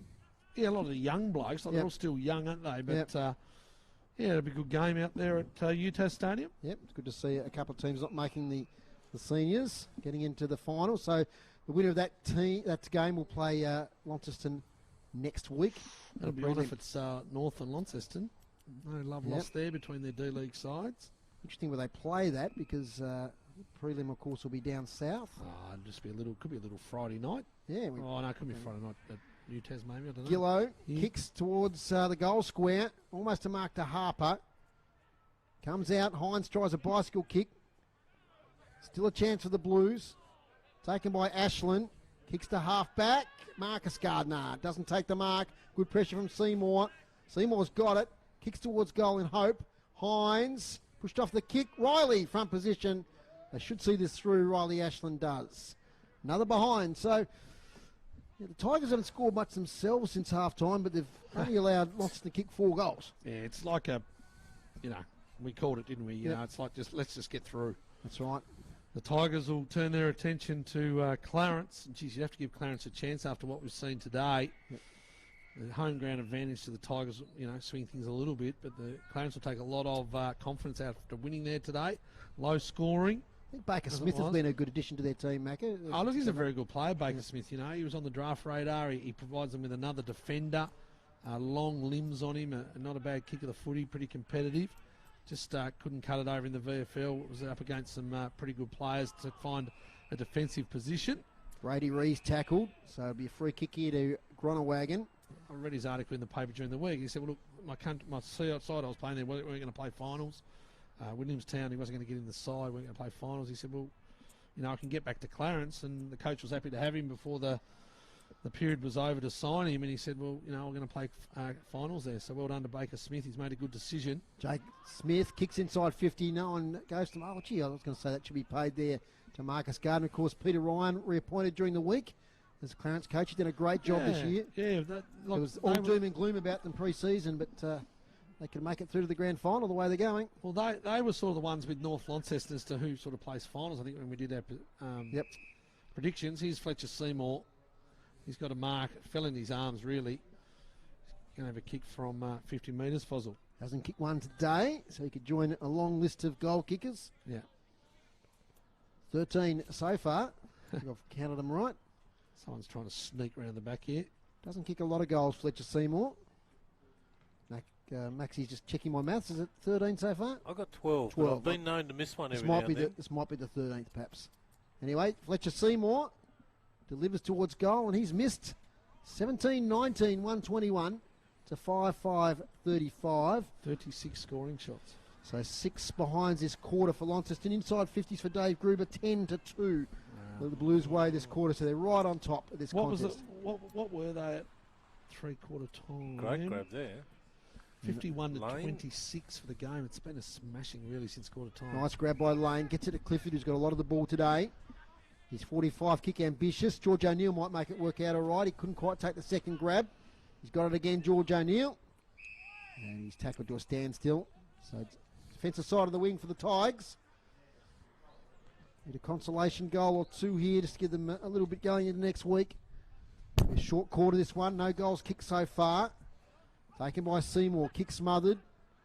Picked up by Gillow. Lovely releasing handball to Harper. Tackled as he kicks. Still gets it away 40 metres. Nice rising mark there to Godomski. He goes the kick now to Cole. Can he pick it up? He can. He's got a teammate here in Zach Adams who's been pretty quiet today. He takes the mark. Defensive side of the wing. Gets up a bit proppy to Zach Adams. Holding his calf. Kicks off one foot there. Almost a mark to Tom Wright. In fact, it was Connor Salter. Ball up right in front of us. We haven't seen much play on this side of the ground today. A lot of it has been on that western side of Windsor Park. And a beautiful day, no wind. It's a good contest in the first quarter, but since the second quarter, the Blues 11 goals sort of fizzled out a bit. Eddie Cole, late upon. So just repeating some of those premiers from today. South Launceston won the Division 1 Women's. And St Pat's won the Division 1 Men's. Seniors, Wells won the Seconds. Another ball up. Not far away from the start in the Collingwood-Geelong game. We'll have a quick wrap-up here post-game. Tony will grab someone for an interview. Rich Thorpe, bit of advice there for one of his players. I think his advice was to Jacob Boyd to probably have a spell. Okay. I think he was going, Boyd. Yep. He's copped a couple in this quarter. Have a spell, he said. He's running off. Yep. 17-19, 121 to 5-5-35. Whoop. Fresh air shot there from Maxi College. Tried hard all day, College, and we've called him a bit, but... I think the Tigers' backline have really battled hard. They've been under siege a lot. It's been coming in. We talked about Godomski doing a pretty good job. Ben Donnelly, Cooper Sorty, Reardon. Geelong and Collingwood about to get underway. Massive crowd at the MCG. Chris Scott gave his boys a massive rev up after the anthem. As he does. Yeah, big game, that one, of Carries on course. like a pork chop. Spot in the preliminary final at play there. Here's Gronewagen now. He can pick it up, the big fella. He does. Gets the handball away here towards Smith. Smith wheels around, kicks to the goal square. Chance here for Hines. Clears everybody. Taken by Reardon. Has a bit of time to sum it up. Goes wide. What a great kick. Beats Golding over the boundary line. So we've been playing. Hard to see the time score there. It's 19 minutes in this last quarter. Thanks to our sponsors, Elgas. For all your LPG needs statewide, talk to the locals with knowledge. Phone 131 161. Also, thank you to Daily Potato Co. for sponsoring the streams this year. Great work to all those companies supporting Tassie sport. Kick out of defence is marked by Tuthill. Tuthill on the wing. Kicks to the hot spot. Thurlow got his hands to it, couldn't take it. After Spillage Smith. Coming in as Taylor. He's met by two Tigers. Can't emerge. So ball up. 40 out. Blues be making their third grand final in a row. Bailey Gillow tries to emerge. He's tackled. Of course, we saw Macca, some finals, didn't we, about 5 years ago. We saw the emergence of this Launceston side. They went down in a couple of finals. I remember... well, they won the one that, you know, probably people thought, oh, geez, Launceston are a chance. But, you know, North Launceston were favourites. Yep. Launceston come from nowhere and you know, took it off them, really. And then just a few dominant seasons since then. It's a ball up. Max waving to one of the patrons there as they drive past. Not a patron, it's a fan. A fan, okay. A profile. Max College. Now we've got a free kick back on play. Follower, we call it. It's going to go to Launceston, so we might get our first goal this last quarter. And influencer. I'm an Influencer. That's it. Sorry, Foz, we sort of over here. As Joby Harper, who three-quarter time, had 20 or 30 possessions to three-quarter time, including 11 in the second and 11 in the third quarter. So lining up. This for the first goal of the last quarter. We'll get you, Max, after this shot on goal. I was just kicking one home at Ramsey. Harper sorry. Kicks the goal. Bet responsibly. 18-19, 127. Is that the first?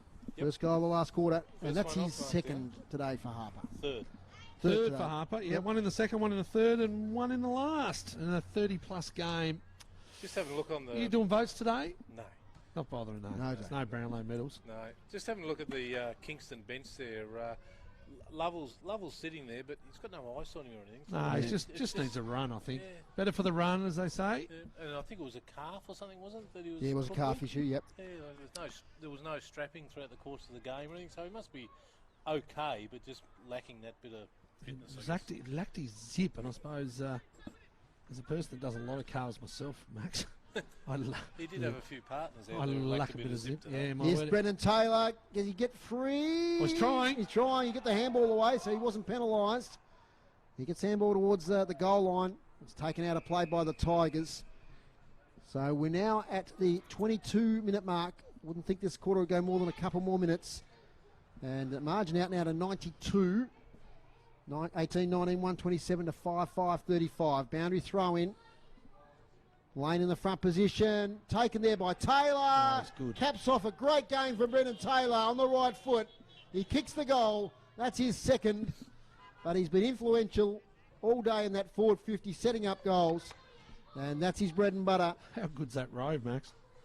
That was just copybook, wasn't it? And I just was thinking about the attempted tackle on him just before that as well. A couple of times today he's had the ability to stand up in that tackle, you know, not get taken to ground, which allows the ball just to keep moving rather than...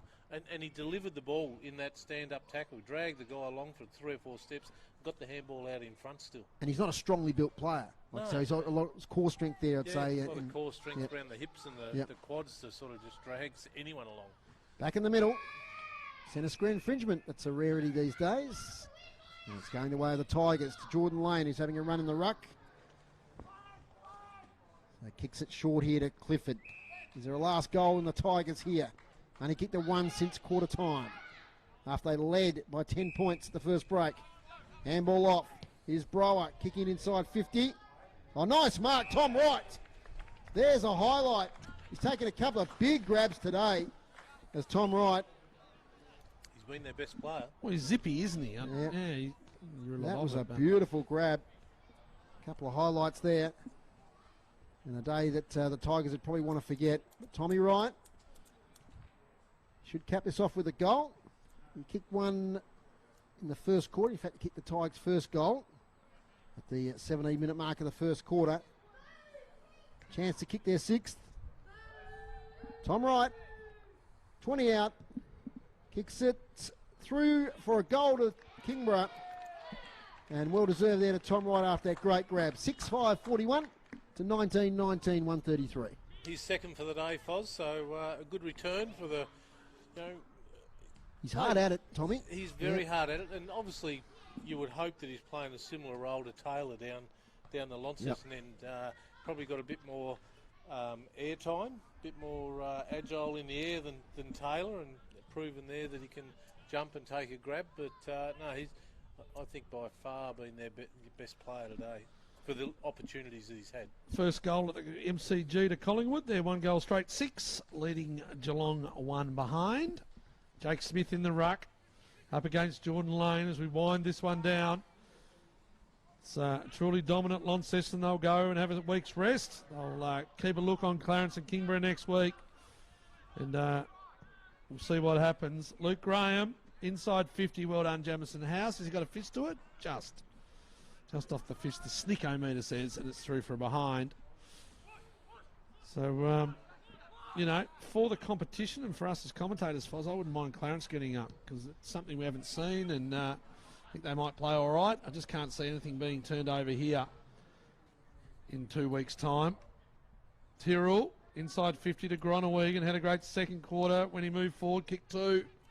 Joey Bauer tries to come out of it. That's gone into nearly out of bounds. He's right on the line. He kicked it that poorly.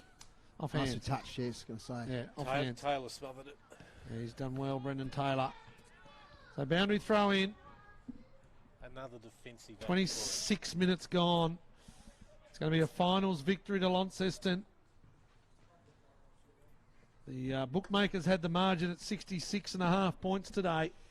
And what is it, Fozzle? 91. 91. Max said it should be around 77. And, good to clear the line. You wouldn't have said responsibly, of course. You wouldn't have said it at quarter time, would you?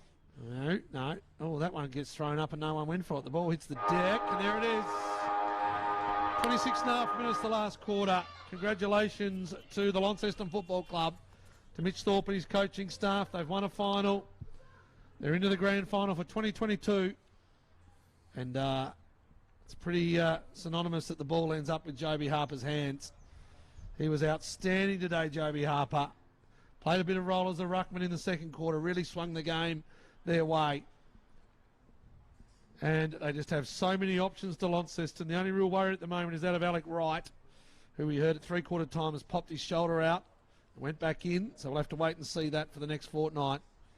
For the Tigers, they go back down the highway tonight. They're going to take on Clarence next week.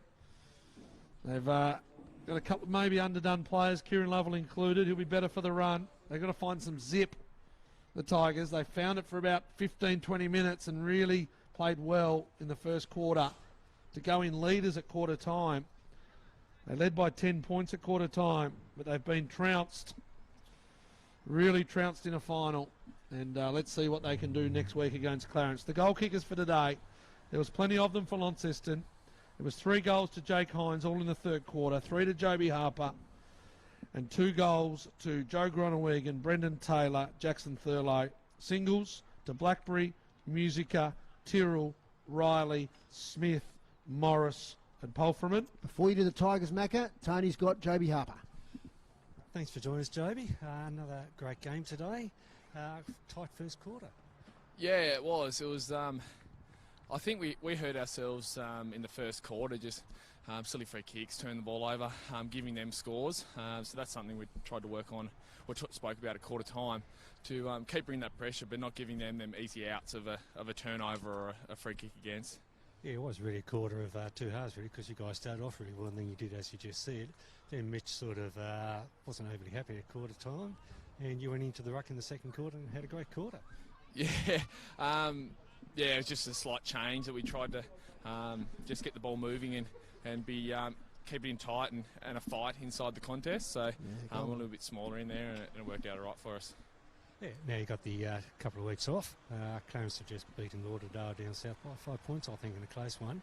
So you'll be playing Clarence, winner out of Clarence in Kingborough next week. What's the roster for this week coming up? I'm not 100% sure what Mitch has got planned. It'll just be work as usual. We've had 3 buys this year, and obviously the week off last week, so we've had a good look at what it looks like to actually have the week off. So no doubt we'll probably go at each other later this week as a bit combative training session and prepare ourselves for another grand final. With the exception of Alec Wright, who's got a dislocated shoulder, but they put that back in, so hopefully he'll come up good. Yeah, hopefully he's all right. I haven't spoke to him. They said that they got it back in straight away. Lucky we had 2 physios here, so Zach and Tack. So hopefully he's all right and ready to go. Thanks very much for joining us. I'll let you get back to the team and see you in a couple of weeks. Thank you. Thanks, mate. Thanks there to Joby Harper, and thanks for your work day on the boundary today, Tony. Mac, we didn't get to the Kingborough. Yeah, just about Joby though. Yep. We can't have enough, magnificent words about Joby. Different season for him this year, with his fire brigade, and he's had weeks off because of his rosters and stuff like that. I hope he's got a fortnight time. His roster's worked out from the fire brigade. I reckon he'll work it out. But just absolutely brilliant. We'll get his stats in a moment, individual stats, but it'd be it was 30 at 3/4 time, so be magnificent. Kingborough, the goal kickers, we'll just go through those really quickly. Lockley Clifford single. Tom Wright kicked 2, Tyler Carter 1, Luke Graham 1, O'Neill and Clifford also 1 apiece. Dave Gruber's stats today, hit-outs today, pretty even. Marcus Gardner did a manful job there in the ruck, 41-40 over the day. Clearances, Kingborough 24, Launceston 39. Inside 50s, Launceston 66 to Kingborough 29. So 66 inside 50s is significant over a game of footy.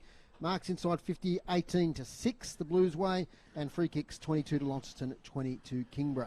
Just apologies, it was Eddie Cole that kicked the goal, not Lockie Clifford. So, and I said before the game, didn't I? 18 marks, they average inside 50.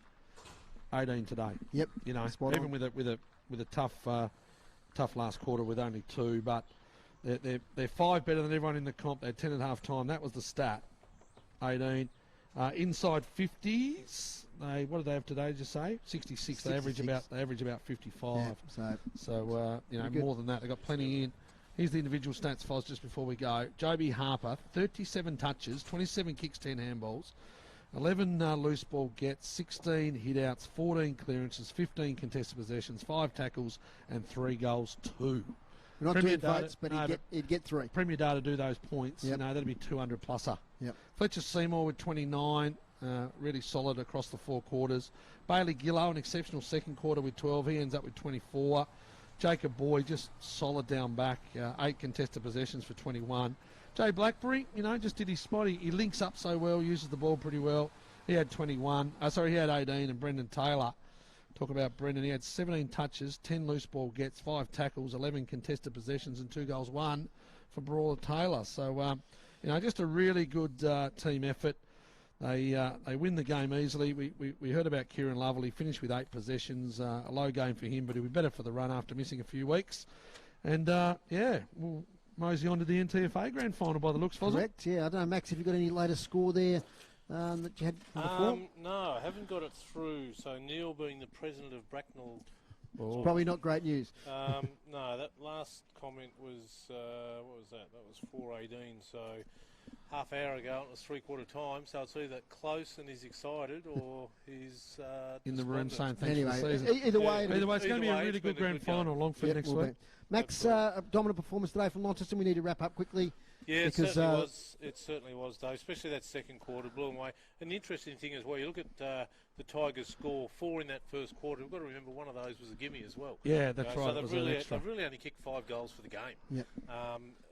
As the Which is about what they've done the last 2 times they've come in. Yeah. It is, but they've got to kick 3 times that amount to get close to these guys. Some of the better players for the day, I thought Clifford and Cole tried the hardest. Dygan in and out of it. Brady Reeves did okay. College, I mentioned, tried his hardest. Thought Tom Wright with his 2 goals, even if he didn't kick those goals, he provided a presence for him and put a bit of pressure when the ball got down there, so he did well. Launceston, they had a team of 22 blokes, so I'm not going to read them all out because they all contributed. Yep. But certainly Jay Blackberry in that first half, Boyd, as we mentioned, Joe Groenewegen didn't do a lot in the ruck, but when he went forward, just provided option number 8 or 9 for them in that forward line. Dylan Riley, I thought he played a lot better in the second half. Probably the best half of the footy that he's played for the year that I've witnessed. Brendan Taylor just keeps competing each week.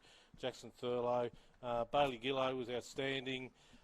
Fletcher Seymour didn't start today, but was still up there. And obviously we spoke about JB Harper, the work that he did today. So look. Whoever they play in a fortnight, it's going to be a big challenge for them. We all know that. We said that from round 1. Yep. But anything can happen in the grand final, and I hope for the viewers and the people who get the opportunity to attend the grand final that whoever they are playing, that comes to play, and I'm sure it'll be a good contest. But congratulations to Launceston again for making the grand final. And we look forward to calling it in a fortnight. We do indeed. Maxie Walker, our expert comment here on City Park Radio. Thanks to you, Macca. Yeah, it was nice to be back. Beautiful day here at Windsor Park. Yep. One of the best we've spent. No breeze and bit of sun coming through. Really looking forward to the TFA Grand Final next week. And Launceston just way too good today, led by the dominant JB Harper. Thanks to our cameraman Josh Goodyear. Thanks to Tony Webb on the boundary. Thanks to Dave Gruber on stats as per usual. A fantastic effort. Thanks to Chris Ball back in the City Park Radio studios, and thanks to Ash on BioStream for coordinating today's stream. And that's all from us here at Windsor Park. We'll be back with you in a couple of weeks for the grand final. Last story, you got the final score. We've got a final score. Wow, Rachel Lee, 8-15. Give me a score check on that. 63. Bracknell, 9-5. 59. Full time, wow, 1 up there. Right, okay. So Rachel Lee. Sounds like Rachel Lee. So Tigers v Tigers, Max. Tigers v Tigers. You love the Tigers. There we go. Thanks very much to Neil for providing that details. Thanks for everybody today. Once again, I should thank our halftime guests, Blair Brownlets, and also Darren Crawford. Big win today to the Devils, of course. Good win. The semi-final. That's all from us here on City Park Radio and the TSL live stream. The final score today, Launceston 19-19, 133. Defeated Kingborough 6-6-42. Bye for now. Good night and God bless.